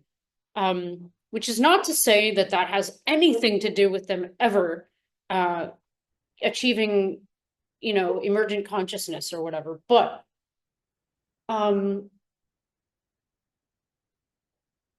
I just like, I don't know. I'll cut myself off because I really don't know what I think about this now. But what do you think? Like, do you think this is just all equations and it'll never be more? Or do you think that we could actually, like, do you think emergent consciousness could come out of something that we built based on math? I think our first podcast, we opened up talking about the Terminator series and how much we loved it. And we went into, the band Fear Factor. Love, it's present tense. Yeah. And it just, these things scared the shit out of me. On Monday's Union of the Unwanted, I brought up how, and I was surprised that everybody was surprised that this is a thing. I I'm like, hey, you know that there's multiple programs online where you can just take a article or a couple subjects and you can just throw some ideas on there and they will create a fake AI created fake podcast. They'll have people discussing things like a male and female, and it's a fake podcast. And what people are doing is they're doing it to make revenue. They're like, hey, I create this generic podcast about these generic topics because those are the things that won't be censored because they're just, what's trending or whatever. And I post it up and then I get ad revenue, and it's not real people and it's not a real podcast and it's not a real discussion. And they're like, really? I'm like, yeah, it's just people who are finding creative ways of making money. They've hacked the system. They're, hacked the algorithms and they figured it out. And they do the same thing with Instagram. Some of these Instagram models, completely fake, completely artificial, are made by AI, artificial intelligence. They look like girls, attractive girls taking pictures in Spain and Italy and wherever, and they're just living this crazy life, and they have millions and millions of followers, all fake, and people are falling for it. And There are AI like I just have to throw this in because it's something I've noticed in the last month or two. I'm a big YouTube watcher. I watch docos and I let it autoplay, basically just to throw off the algorithm. But sometimes, like, there are entire channels and they have like 500,000 subscribers that you gotta watch a couple of times, but you notice if you're familiar with human beings and how they have their own mannerisms when they talk and do podcasts. These AI ones, there's never a human. It's a weird kind of monotone voice. You can tell it's not a human voice. And it's kind of like the same structure. It's like a series of clips. And there's a lot of repetition as well. And it's like, oh my God. I realize this is like, I don't know if this is a way to generate income or if this is the AIs doing experiments on the humans to see what they will click and subscribe to. Do you know what I mean? Because you have to assume that they're doing experiments because they want more data, right? They want to simulate the human beings, I think, as much as they can. I think that's probably one of the goals written into their code. You know what I mean? Like be as much like human as possible would probably be one of the goals, right? Do you think? oh, without a doubt. And I found some weird ass YouTube videos and channels. Like I'm like you, I fall asleep to a lot of I'll be on Rumble because now Rumble actually has a pretty functional and easy to use app on your TV. So I'll go on Rumble or I'll go on YouTube and try to watch something that's somewhat interesting so I can get some food for thought while I'm trying to fall asleep, but not so interesting that it keeps me up all night. But one night, like I'm on YouTube and there's these weird videos that were popping up of what looked like a AI image of what's supposed to be a real person, and the caption would be like, I got molested, like really really dark weird shit, like I got molested by some, like my mother's best friend or something like that. And then and it would come up and you could hear the audio was without a doubt not real, like it was AI generated, and it had like thousands and thousands of views because it was like dark stuff. The channel, you go through the channel, it's like just thumbnails of what look like AI generated people with all these like dark things, like I got raped at this or whatever. And then you click on it because of course now this sparks my curiosity, like what the hell is this? You click. This is an experiment on humans by the AIs to look into, for lack of a better way of saying it, our darkness. I swear to God, that must be what it is because it's like looking at an accident. You're not supposed to do it because it's kind of morbid, right? But everybody does. It's this weird, primordial darkness that we have in us. And like, I mean, I would never click on a video that was about rape because my eyes don't want to see that. I'm smart enough and wise enough to know that. But imagine all the people who are like, I don't know, they're curious about it and they're kind of alone and they think no one's gonna know and they click on it. Do you know what I mean? And Well, so I clicked on imagine it. I was because the first one played and it seemed all AI generated. So then I click on the channel and the channel had like a generic title, had no other personal information or anything. The channel was created recently, had all these videos that were you getting go. thousands of views, and I'm like, this isn't real rape because this is like not a real person in the image. I could tell, they always have that little bit of fakeness, which unfortunately I think will eventually go away, but there's a little bit of I fake know. That's the thing. imagery that you're like, okay, I know this isn't real. The talking doesn't sound organic and real enough. So I'm like, click on it, but it goes into such like really graphic detail that I'm like, so and then I'm like, who the fuck would put this on YouTube? And is this like some sick way of making revenue and getting, Not who, man. I, Guaranteed. have you looked into the OpenAI whistleblower murder case? I haven't looked into it. I'm aware of it. Yeah, I haven't looked into it yet either, but I mean, something really fishy is going on. And there's, I'm just a, that channel, by the way, that channel disappeared because like Really? for like, Oh, the one you were just talking yeah, like it about? just, like it just disappeared after a while. It's like which makes you either it was some type of experiment or they got eventually flagged because I'm like, why would you? I mean, YouTube. I just got my YouTube channel back for some weird ass reason. Okay, since 2021, I got banned obviously during the COVID era where all these, Brooke Jackson, the Pfizer whistleblower, yourself. Dr. Peter McCullough, Dr. Robert Malone, Dr. Scott Jensen. Like it was just, I knew it was Mickey Willis. I knew it was a matter of time before I got banned. One like a couple weeks ago, I get an email saying, "Hey, you're." We're welcoming you back. Said I could appeal it. So I'm like, why are they sending me a random email now? Like I got so many strikes all at once that I woke up one day and everything related to that Gmail account was just gone. And all of a sudden, and the crazy thing is, now think about this. So I appeal this, right? Because I'm like, what do I have to lose? Who cares? I'm like, I get this email. I'm like, sure. I'm like, it's not going to go anywhere. So I didn't really think anything of it. I got this email. They're saying that almost everything will be erased uh, in like September 2025 or yeah, I think that's what the date was, something like that. If I don't appeal it, so I'm like, okay, like first of all, it's crazy that it was in 2021 and you still have all my stuff. I don't have access to it, nobody else, but you're still holding. Yeah. So You're holding my stuff prisoner. yeah, but basically, so then I write I go through the, I click on all the things, I write a little explanation, and it said like it could take up to like 5 to 7 days or something like that because a real human would have to review it. So I go and I think I went to a meeting or something like that, and right after the meeting, a couple hours later, I get a email saying that I got reinstated. And I'm like, okay, but maybe they removed everything that was COVID. Maybe like they gave me like 100 videos back. I went back and everything was back. Like so they like you said, they were holding everything prisoner. Even my playlists, like I had a documentary playlist. Anytime there's a interesting documentary, I throw it in there for listeners to go check out. That was there. I can't remember how many subscribers I had before getting banned, but they gave me back like 52 or 5,300 subscribers.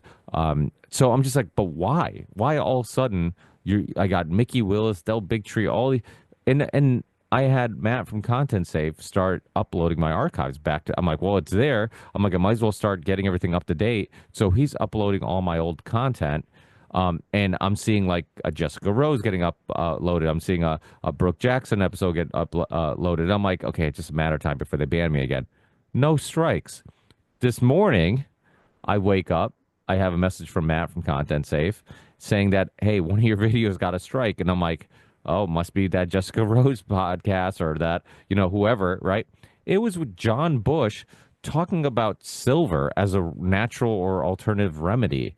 And it's because they gave me the exact um, moment that they flagged it. It was like the 24th minute or something like that of the podcast. I go on there and I'm like, what? I'm like, so it's completely okay to question vaccines now, but you can't talk about silver? Like, it was so absurd.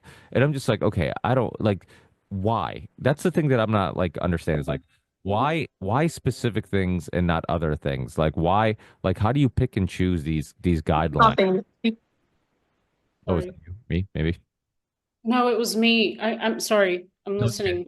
But yeah, so it's just, the whole thing and that's why these places can't be permanent homes. Like you have to go to Rumble and go to other places and also subscribe to people's audio because the RSS feed still seems to be the most uncensored places to get content. But yeah, I Like mean there's there's we live in a scary world because like you said, by the end of the year, the world I mean just in I mean we're in April now officially, like in the last 4 months, AI's gotten crazy. That clip I showed you with James Corbett, I use a AI clip creator called Opus Clips or Opus AI Clips or whatever, and I was recommended to use it because I hate listening to myself. Which it's I know that sounds hard to believe for people who are like, hey, you never stop talking, you hate listening to yourself, but going through a whole podcast to find a interesting clip can be torturous and you end up spending more time than the length of the podcast because you're like, oh, that sounds interesting, oh, but let me keep Leave that listening. Yeah, alone. so Opus AI, I put in a Rumble link or YouTube link or whatever, and they'll give me like 30 clips. Hey, you were telling me this. I keep thinking about it and I have to explore this because it sounds like something I really actually need. Yeah, well, it's very useful. You can clip anything. You can clip a lecture. You can clip. So the cool thing is that it also has a AI B-roll generator. So they use AI to even tell you what parts of the podcast are trending or would they rate clips by like its value, its ability to trend, all this stuff. And so they'll be like, oh, this is your number one like clip for like trending, and they'll give it a rating or whatever. And then but the cool thing is you can also go into it and then add B-roll, and they use AI also for B-roll. So I could type in anything I want. Like I need a video of this or a B-roll of that. I need a cat dancing with a doctor, and then it'll give me a B-roll of a Dr. Jessica Rose dancing with a cat. So it's just like it's one of those things where just like it's crazy in seconds that it just builds that that B-roll. It's all AI generated, and it's fairly new. It's easy. It's incredibly advanced. And I'm just thinking this is one of those things where jobs are going to be lost. And this is just another example of it. Like it just again, like I don't think people understand the the seriousness of this conversation. I also don't think people understand that obviously the jobs loss thing is incredibly important, but psychologically, how it's going to affect us. Um, Can I read you something? oh, It was noise that you heard. I accidentally pressed play. Just as we're talking now, my Twitter was like blinking in the background, so I changed the window from you to the Twitter to close it. But the headline from this guy who posted it was like, what?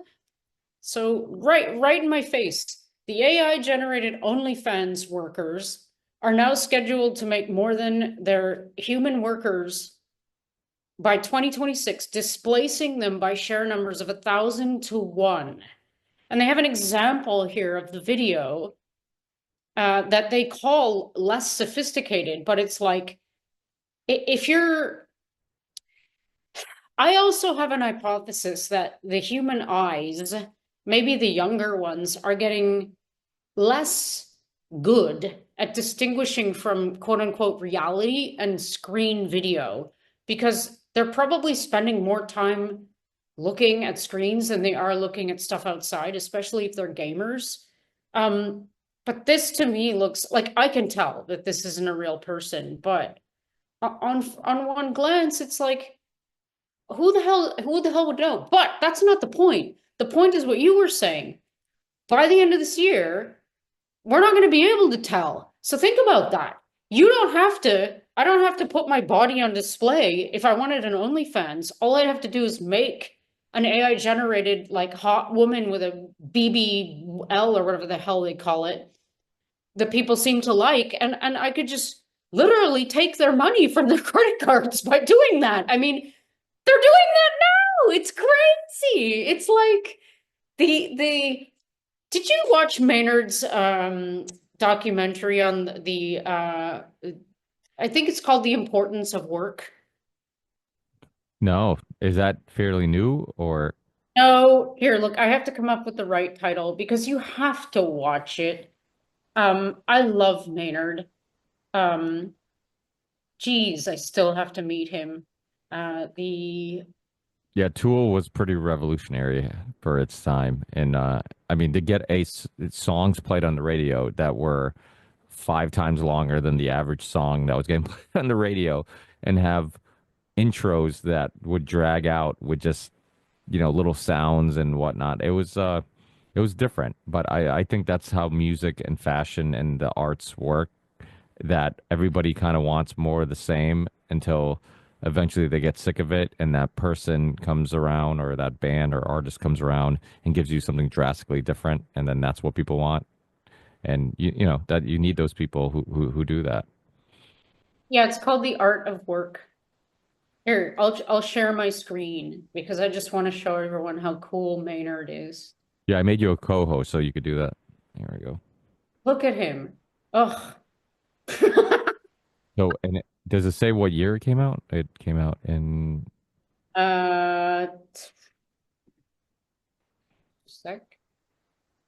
Um, it says 2024, but seems like it must be longer than that. Anyway, it must have been 2024. Vintage Arizona, the heart of winemaking. So, does it go into his winemaking pursuit, or does Yeah, it? that's what it's about. It's about like working hard and his here, My husband said to me once, "How bad do you want to be great?" And that messed me up for the rest of my life because I don't think I go through life wanting to be mediocre. Our goal is to make the best wine we can make all the time, not to cut corners anywhere. Winemaking, it's not for everyone. Part of this is you are telling a story. You're telling a story of a place, you're telling a story of a year. I just love the whole idea of being able to go out and make, you're literally creating something from nothing. I can't imagine doing anything else. I love that I get to have like a love letter to Arizona in the form of wine, It's a special place. My main goal is to make a healthy, clean, safe wine people can drink. Yes, it has to taste good, but Arizona fruit does taste good. If you leave it alone and don't mess around with it too much, you're going to get a quality wine. We just got to make sure it's a quality wine. We're talking world-class wines here. Like wines that will compete with wines in France and Spain and Italy and Napa. It probably will never be Napa Valley, thank God, because it's really artisanal, it's passionate, and people really love what they do, and that you can see that in the product. A great winemaker might have 50 vintages to get it right, and their entire life is poured into that bottle over the course of a year. And it's up to us to respect it. It's up to us to store it correctly, to serve it correctly, and to make sure the guests understand what they're getting. Because if we're not doing that, we're doing a huge injustice to all that passion, blood, sweat, and tears in each and every bottle. What I love about viticulture, winemaking, I will never know it all. This will be a lifelong journey of learning. I'll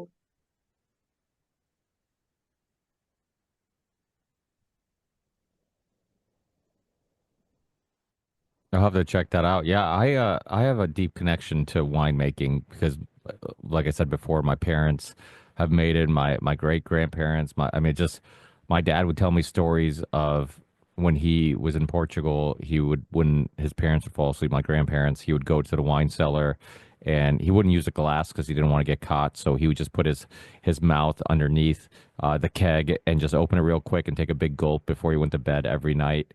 And he did this as a kid. And I remember telling this story to my kids when he was in the room. And I'm like, hey, Dad, I don't remember how old you were when you did that. He's like, oh, I was 8 when I started doing it. And I looked at him and I'm like, you were 8 when you sneak to the wine cellar when your parents fell asleep and take a big gulp of wine before going to bed? He's like, yeah. And he just said it so casually that I started laughing because I'm like, that's how I'm like, I would have never guessed 8. That's a little on the young side, but it was so deep rooted in the culture. And, and it's funny that he says that, or whoever that guy was, I'm certain it was probably a partner of Maynard's, but that he didn't want to be Napa because there's something about wine that, like, I have a buddy of mine, he'll talk about, like, I only drink this type of wine or that, and I'm just like, you're missing the whole point. Like, the whole point is to enjoy the senses, the smells, the tastes, the things that we neglect more than ever. And to enjoy those little things. And then also the community and the friendships and the stories and the conversations that come along with making the wine and enjoying the wine. And it's about that. It's not about being a wine snob and only drinking $50 bottles of wine. Like, I drink wine every night. Like, I always say, I don't drink a lot, but I drink often. I can't have dinner. I eat once a day. So that, like, dinner is like, a important time for me and my family. Like, we had to spend time that we sit down, we relax, we have a glass of wine. I like trying different wines. I'm a big red Zin guy. I'm a big Portuguese wine guy. But I like Spanish wines. I like Argentinian wines. I like Chilean wines. I like, to try different things from all over the place. And for me, it's like, popping it open. It's the end of the day. You get to unwind. You get to reflect. You get to, to me, that's. Oh, is this another trailer? This is the trailer. I found the right one, but keep going. But I just want to, like, play the first few minutes so people understand. And I put the link in your sidebar in the messages so you can get to the episode. Because I'm serious, everybody needs to watch this, especially young people. Well, I'm sure it's kid friendly. I'll watch with my kids. Oh, it is. Of course it is. Do you want to see a few minutes? Yeah, sure. But you can play it. This is Christopher. Like,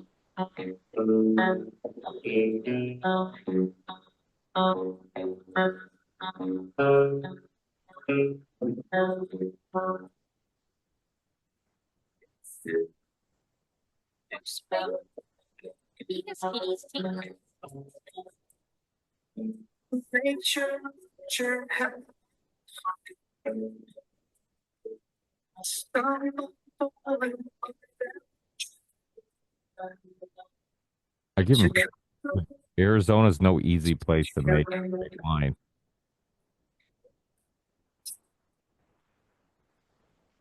What I'm doing out here in Arizona, there's this word sustainable that we throw around that I feel is applicable, not just in terms of a small local economy or a larger global economy, all those things. I think it also applies to just an artist in their creative flow.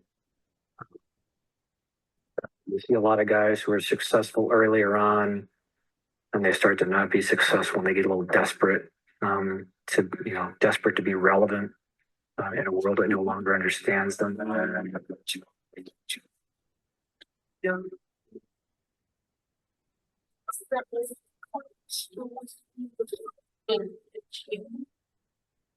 We have a lot of disconnect. We have plenty of food, plenty of clothing, plenty of shelter at this point. Now we're just kind of rats eating each other and eating ourselves. We've lost touch with that friction, that friction that keeps you moving, keeps you on your toes, keeps you growing, keeps you learning, keeps you surviving. We've kind of lost touch with that in a way. So we've lost touch with that kind of creative side, I think, our utilitarian side.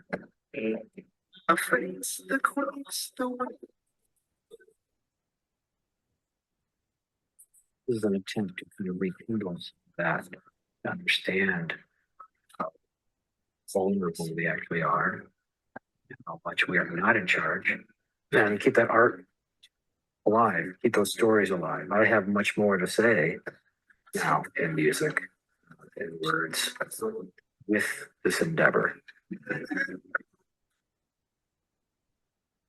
Together we'll cross, together.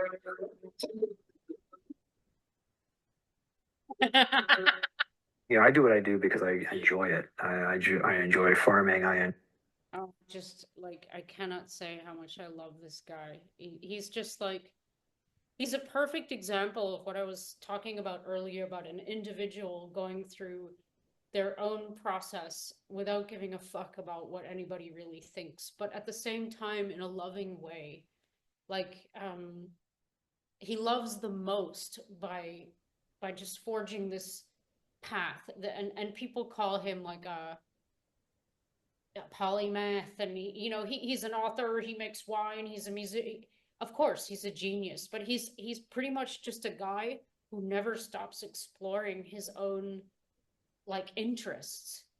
And he might be good at some stuff, he might be bad at some stuff, but like apparently he's a genius winemaker. I'm just I cannot say enough about the guy. He's beyond fascinating, and I admire him beyond belief. Like, I feel like, I've done a lot of stuff, but this guy is like, yeah, he's next level. I mean, he's Maynard. He's the tool guy. You know? Did you happen to put your volume down? It sounds a little lower than.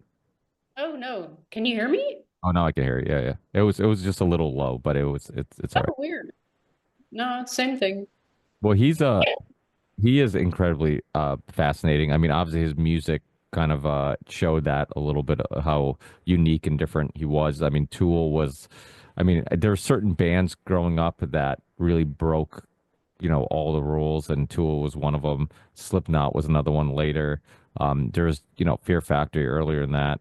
Just there's so many bands that were just, had these, like the band was interesting, and then you get to know the artists themselves, People. Yeah. and you realize like, oh, that's why the music's so interesting, because it was created by super interesting people. And wine's one of those crazy pursuits, because it's like the thing about wine, it's a investment, and it has to be a investment of time and financial investment, because you love it, because it's very hard. Like, I've heard him explain how hard it was to find the right grape in Arizona, Yeah. because that people don't realize, like, that alone is time consuming. It's a huge investment, and you might not succeed. Like, so he would try different grapes in the environment that he was growing them.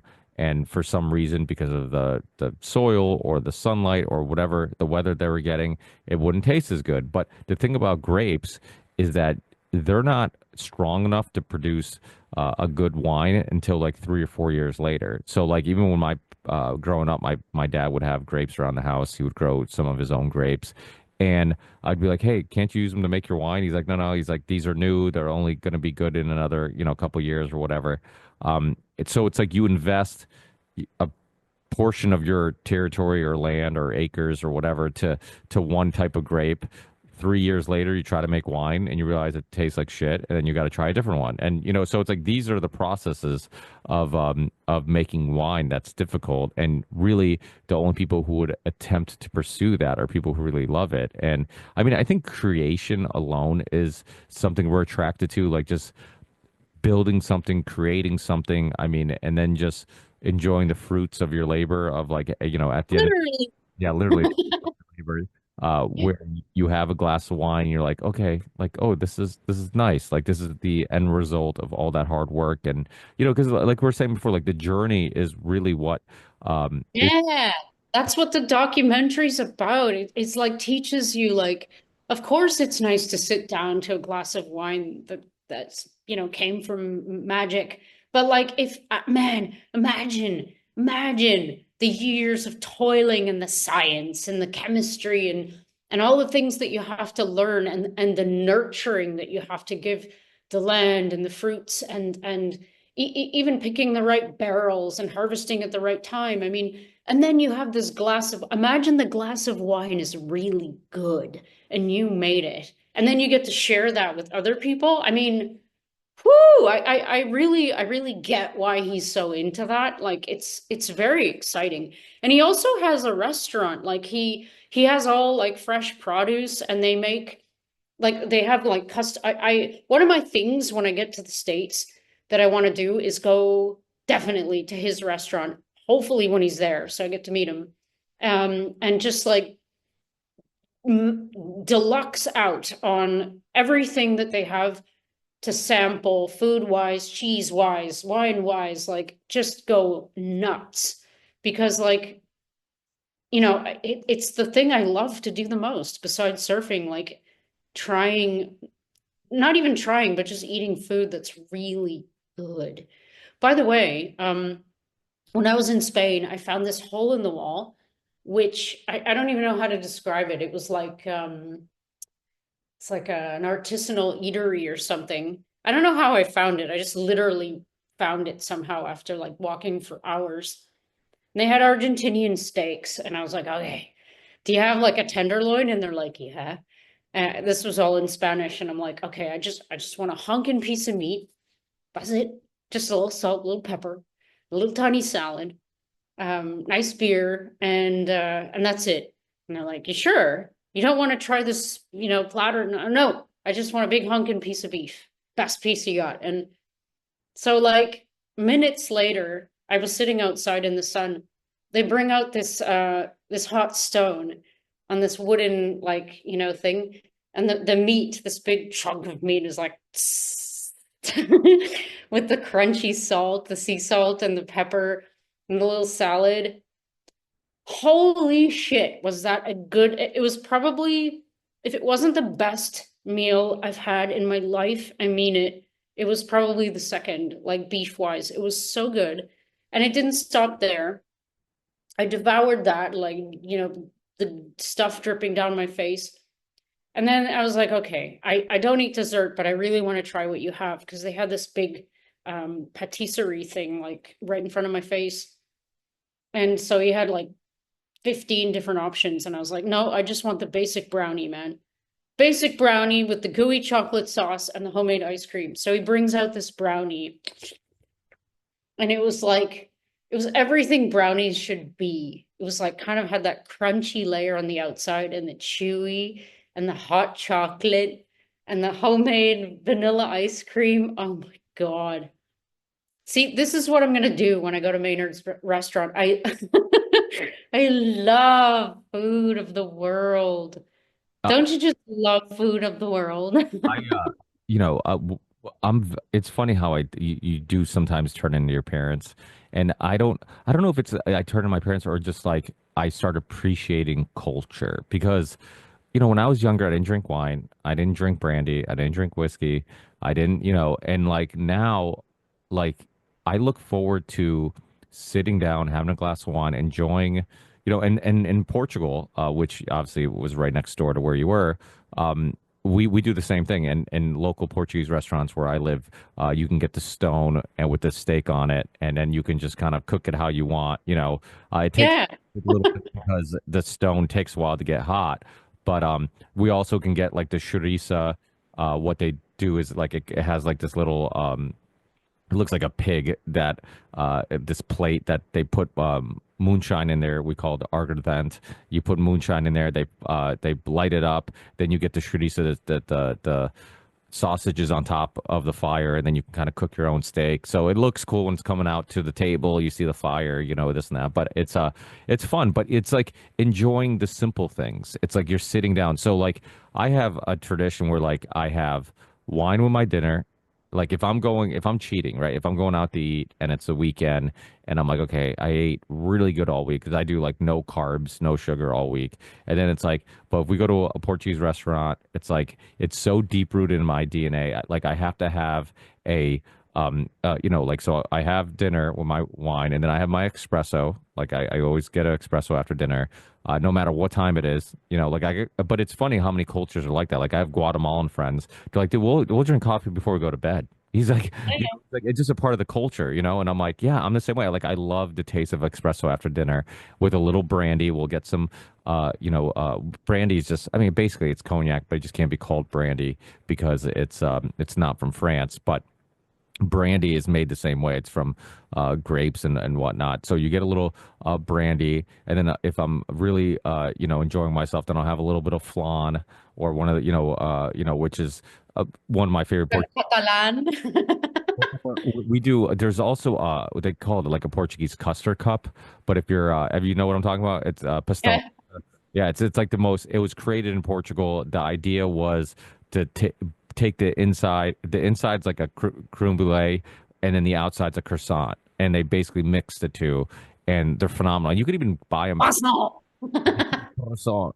But you can buy them frozen, and they're actually not bad. You can put them in like I found a trick of putting them in the air fryer, and you can just put them in the air fryer and warm them up, and you throw a little cinnamon on there, and then you have it with like a brandy and espresso, and it's like you're like this is heaven. Like this is, and Yeah, it's not exactly what it is. It's and heaven.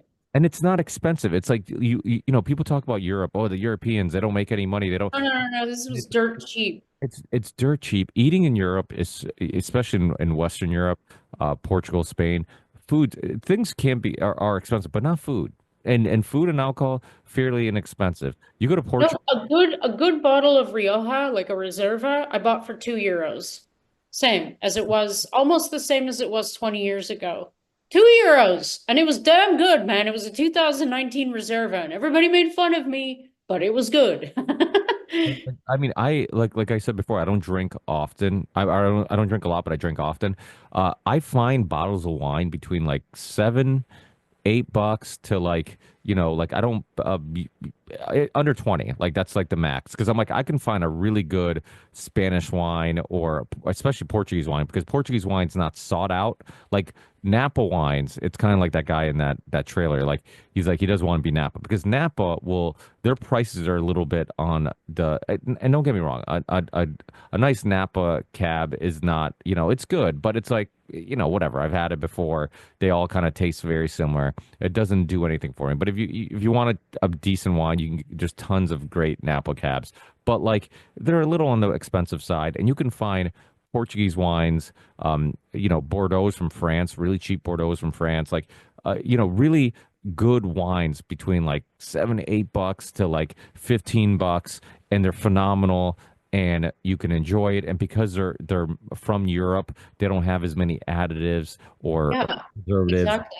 so you don't get the headaches that you do. Like that's the thing about you buy a lot of American wines. It doesn't matter what the vintage is, what year it is. They taste the same and they look the same, and that's not natural. Like grapes from one year to another are going to be Right. different.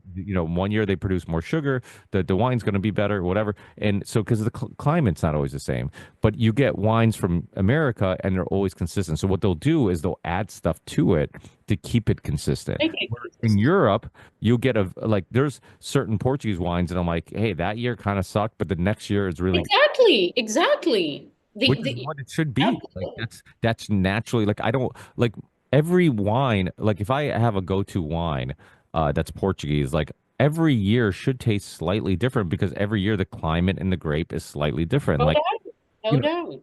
so it's like this. A lot of times people are like, "Oh, I can't drink wine; it gives me a headache." That's what's giving you the headache. It's the preservatives, the additives, all that stuff. Absolutely. The sulfites, yeah. Yeah, and There's a Spanish Rioja called oh gosh, I'm not gonna remember. Anyway, I discovered it a long time ago, and 1994 was like the year for this wine. If I ever found a 1994 bottle of this wine or a case of this wine, I would jump through the moon, because there was nothing like it. It came in this mesh bottle, or sorry, mesh wire framework. It was called Marques de Riscal. I can't believe I remembered that. So it's a Reserva. It's a Rioja wine. You just never had anything like this. It was velvety red. It didn't need to air. Maybe it did, but it didn't. It was perfect, just like after decorking. Never had anything like it. And it was good in the subsequent years, but the 1994, man, holy cow, like, wow. This was when I first like discovered wine when I was working at the Italian restaurant. And that we used to have these wine shows at the convention center. You back then, when nobody knew about this, I swear to God, it's my fault that everybody knows about this wine now. Because I was promoting it so heavily. It was like $10 for a case, like 12 bottles, 1994. It cost nothing, like literally almost nothing, because it was an imported wine. Nobody knew what it was, and meh. And then literally like a year later, it was a lot more than that. And it got harder to find too. Like I find it every now and then, but of course it's the updated years, and it's still good, don't get me wrong. But yeah, I don't know. I'm trying to remember the last time I had a really fantastic glass of wine. I'm telling you, Yeah. if you haven't explored Portuguese wines, and the thing is, what turns, I shouldn't say what turns people off, but what makes them a little scared is the fact that a lot of times they're not familiar with the grapes that they use because they're like, a lot of them are from Portugal, so they're grapes, it's not like a red zin or a cab or something a Pinot Noir, something that you're familiar with. But Portuguese wine does a lot of blends, and my dad grew up, he always made blends. And it makes logical sense because he would have buddies that like would make, a couple barrels of just cab. But if the cab sucked that year, your wine sucks that year. But what he would do, he would always do blends. So he'd put a little bit of red red zin grapes, a little bit of cab, a little bit of this, a little, and then it's like it was never too dry, it was never too acidy, it was like always this like nice balance. And Portuguese wine's very similar, where like the majority of them are these blends. And so it's never like it's this beautiful sweet spot where it's like it's never too too acidy or too dry or too sweet or too whatever. And it's always a nice balance. And you can also find a lot of really cheap uh strong Portuguese wine. Like you can find like so in Yeah, America. more like port, yeah. Well, port's really strong because port's 20% typically, 19 to 20%. It Love port. Oh my God, a schluck of that before bed. Woo! well, it's great for like so if for example like if I don't want to have dessert, I'm like, well, I can have a glass of port. I get that itch, to go away because I feel like I'm having something sweet after dinner. But I also get that buzz because it's 20% doesn't seem like a lot, but when it's wine, for some reason, wine just hits different. Like wine, you have a glass of wine, and it's like immediately once it's in your system, you're like, my house is on fire, but I don't Circulating. care. Yeah, it's oh yeah, AI is going to ruin the world. You're stressing, and then you have a glass of wine. You're like, oh, maybe I don't we'll care. make it work. We'll make it work with the machines. It's like all of a sudden you're like you're cool. And port wines gives a similar feeling, but the way they make port wine is they literally in the process of the wine fermenting. So the wine's kind of done fermenting when all the sugar ferments into alcohol. They throw moonshine into port wine to stop the fermenting process at a certain point. And so you preserve some of the sweetness because the sugar hasn't all fermented, but you just threw moonshine in wine. So it's like stronger too. So it's deceiving because you drink it. I remember one night my wife got so messed up off port wine because she was drinking it and it's sweet, so it's deceiving, right? And she doesn't drink a whole lot of port wine, and so You end up drinking it fast too because it's sweet, right? yeah, and all of a sudden she's like, dude, I'm Like, really whoa. like messed up, and I'm like, yeah, it sneaks up on you. Where like I feel like vodkas and like whiskeys and stuff, like it takes a while for it to get in your system. Like you don't feel, which is why like growing up, I had a lot of buddies who would get annihilated because they would drink. Oh, I'm good, I'm sober, I can. Oh, let me have another one. Let me have another, and then all of a sudden it just hits you like a ton of Yeah, bricks.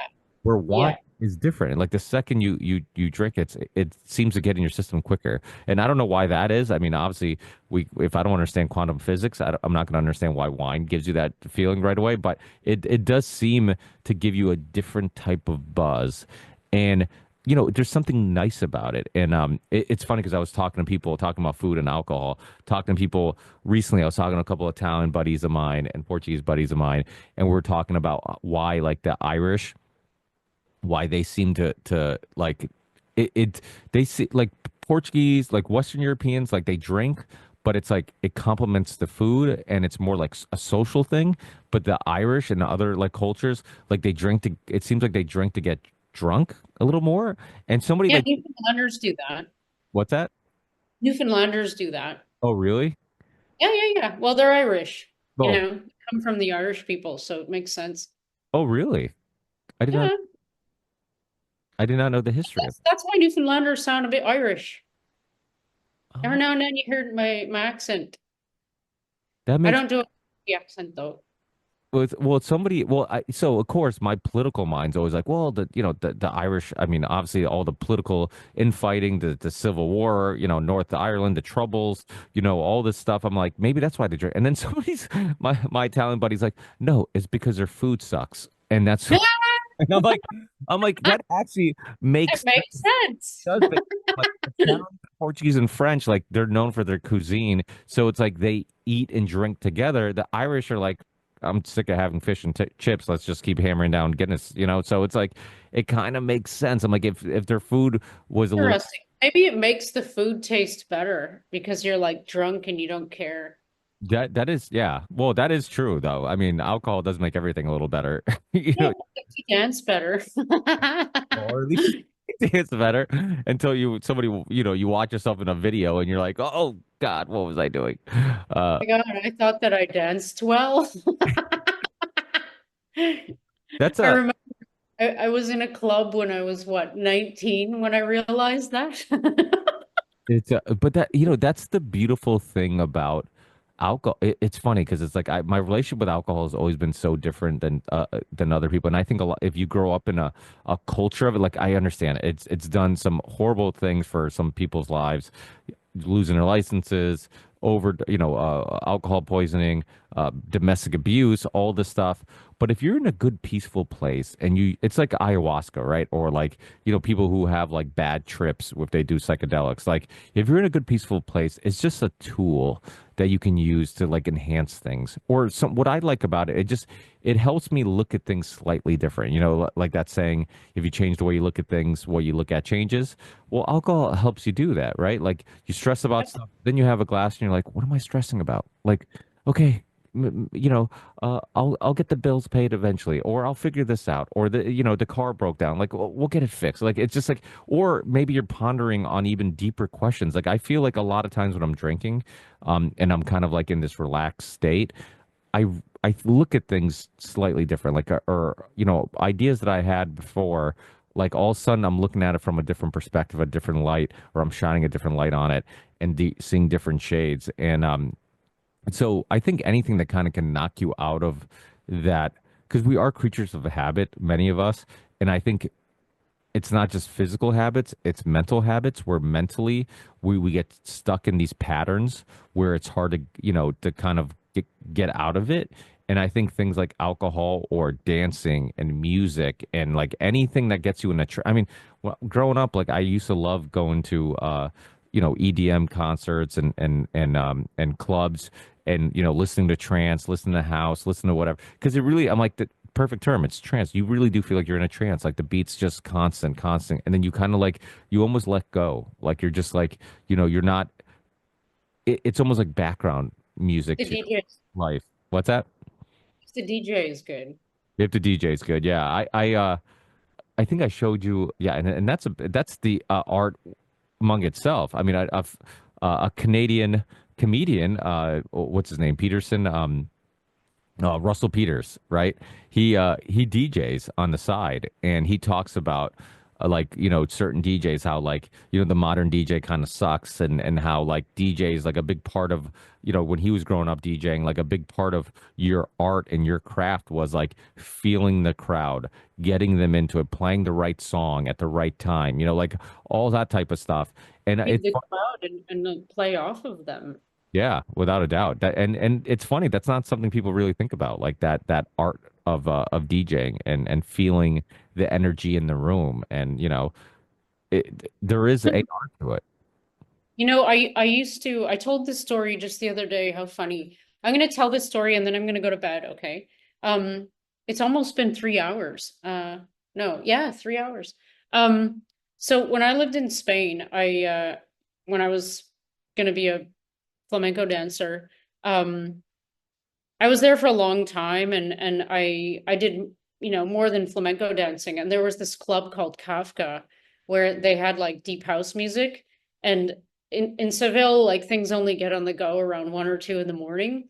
And so, you know, I'd hang out with my friends, and they liked this other club called Jackson that played like kind of trendy 80s music. And I'm like, that's cool, but that's not what I want to hear. And it's definitely not what I want to dance to. So I would go to this club like literally 5 nights a week, and they had these big bowls of nuts and seeds like for sustenance on the counter. And they, of course, they'd always be full when I came in because I was the first one there. I was early at 1:30 in the morning. And so I'd like grab some handfuls of seeds and like prime myself up for the night. And the DJ was like, he loved me. Like they knew me by my first name. They would be like, Jessica. And because it was like really about creating a vibe. And like besides the fact that, you know, people felt less nervous about getting on the dance floor because there was already this crazy Canadian girl going crazy. The DJ really, like I actually really loved what these DJs were playing. So it was so easy to just like fall right into the rhythm. Like that's all you have to do, right? You just have to let your body move. And but it's communication. It totally. And I remember those DJs at that club. Like that's why I went there so often. Like I never drank. I didn't do anything. I just danced because that was like that was the enjoyment I wanted. And the yeah, that I mean that's what flamenco was all about too. It's a communication between the dancer and the guitar player and the conista, and like it's literally like talking, but with beats, like back and forth. Like I said this, you said this, I said this, you said this. I'm responding. They actually call it a respuesta. It's like it's called a response when the dancer like does something with their feet or whatever. But yeah, that's what it felt like in this club. It was like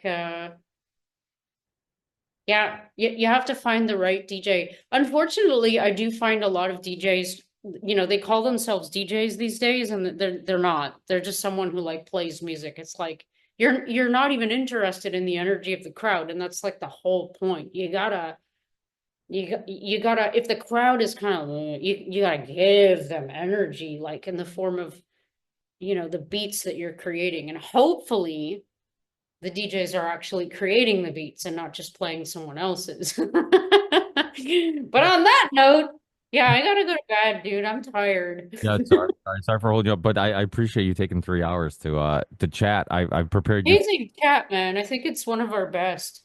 Yeah, it was fun. I'm hopefully people get past the 20 minutes of cat chatter. You can go like fast forward.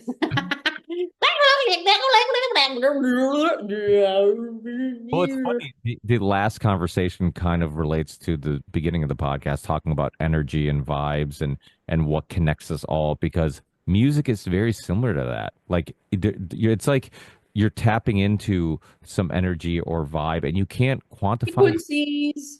It's like a religious experience when you're at a concert or you're at a club and everybody's vibing, everybody's on. It's like everybody's on the same frequency. Yeah, it's so weird. Yeah, it's like it's hard to explain, but yeah, it's fun. When I see kids who go out and still, I'm like, I get it. I get. I'm like, when you're there, like everything else that seems irrelevant, you know. So it's fun. But thank you so much, Jessica, for your time. I really appreciate it. As always, tell your kitty we said hi, and thank you for the getting us a couple more views on YouTube, because cats will get you more views on YouTube, I think. So we'll see if we can hack the system by that.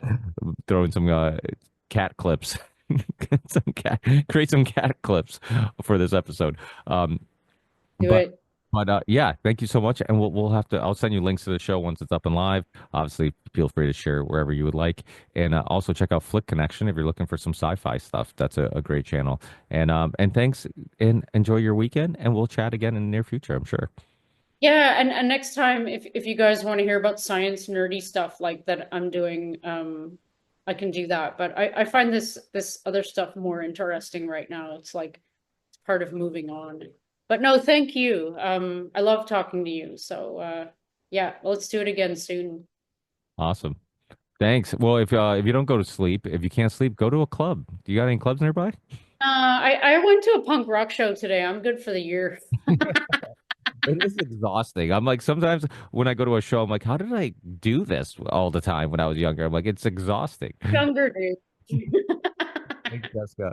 Hey, take care. Enjoy your weekend. Over and out.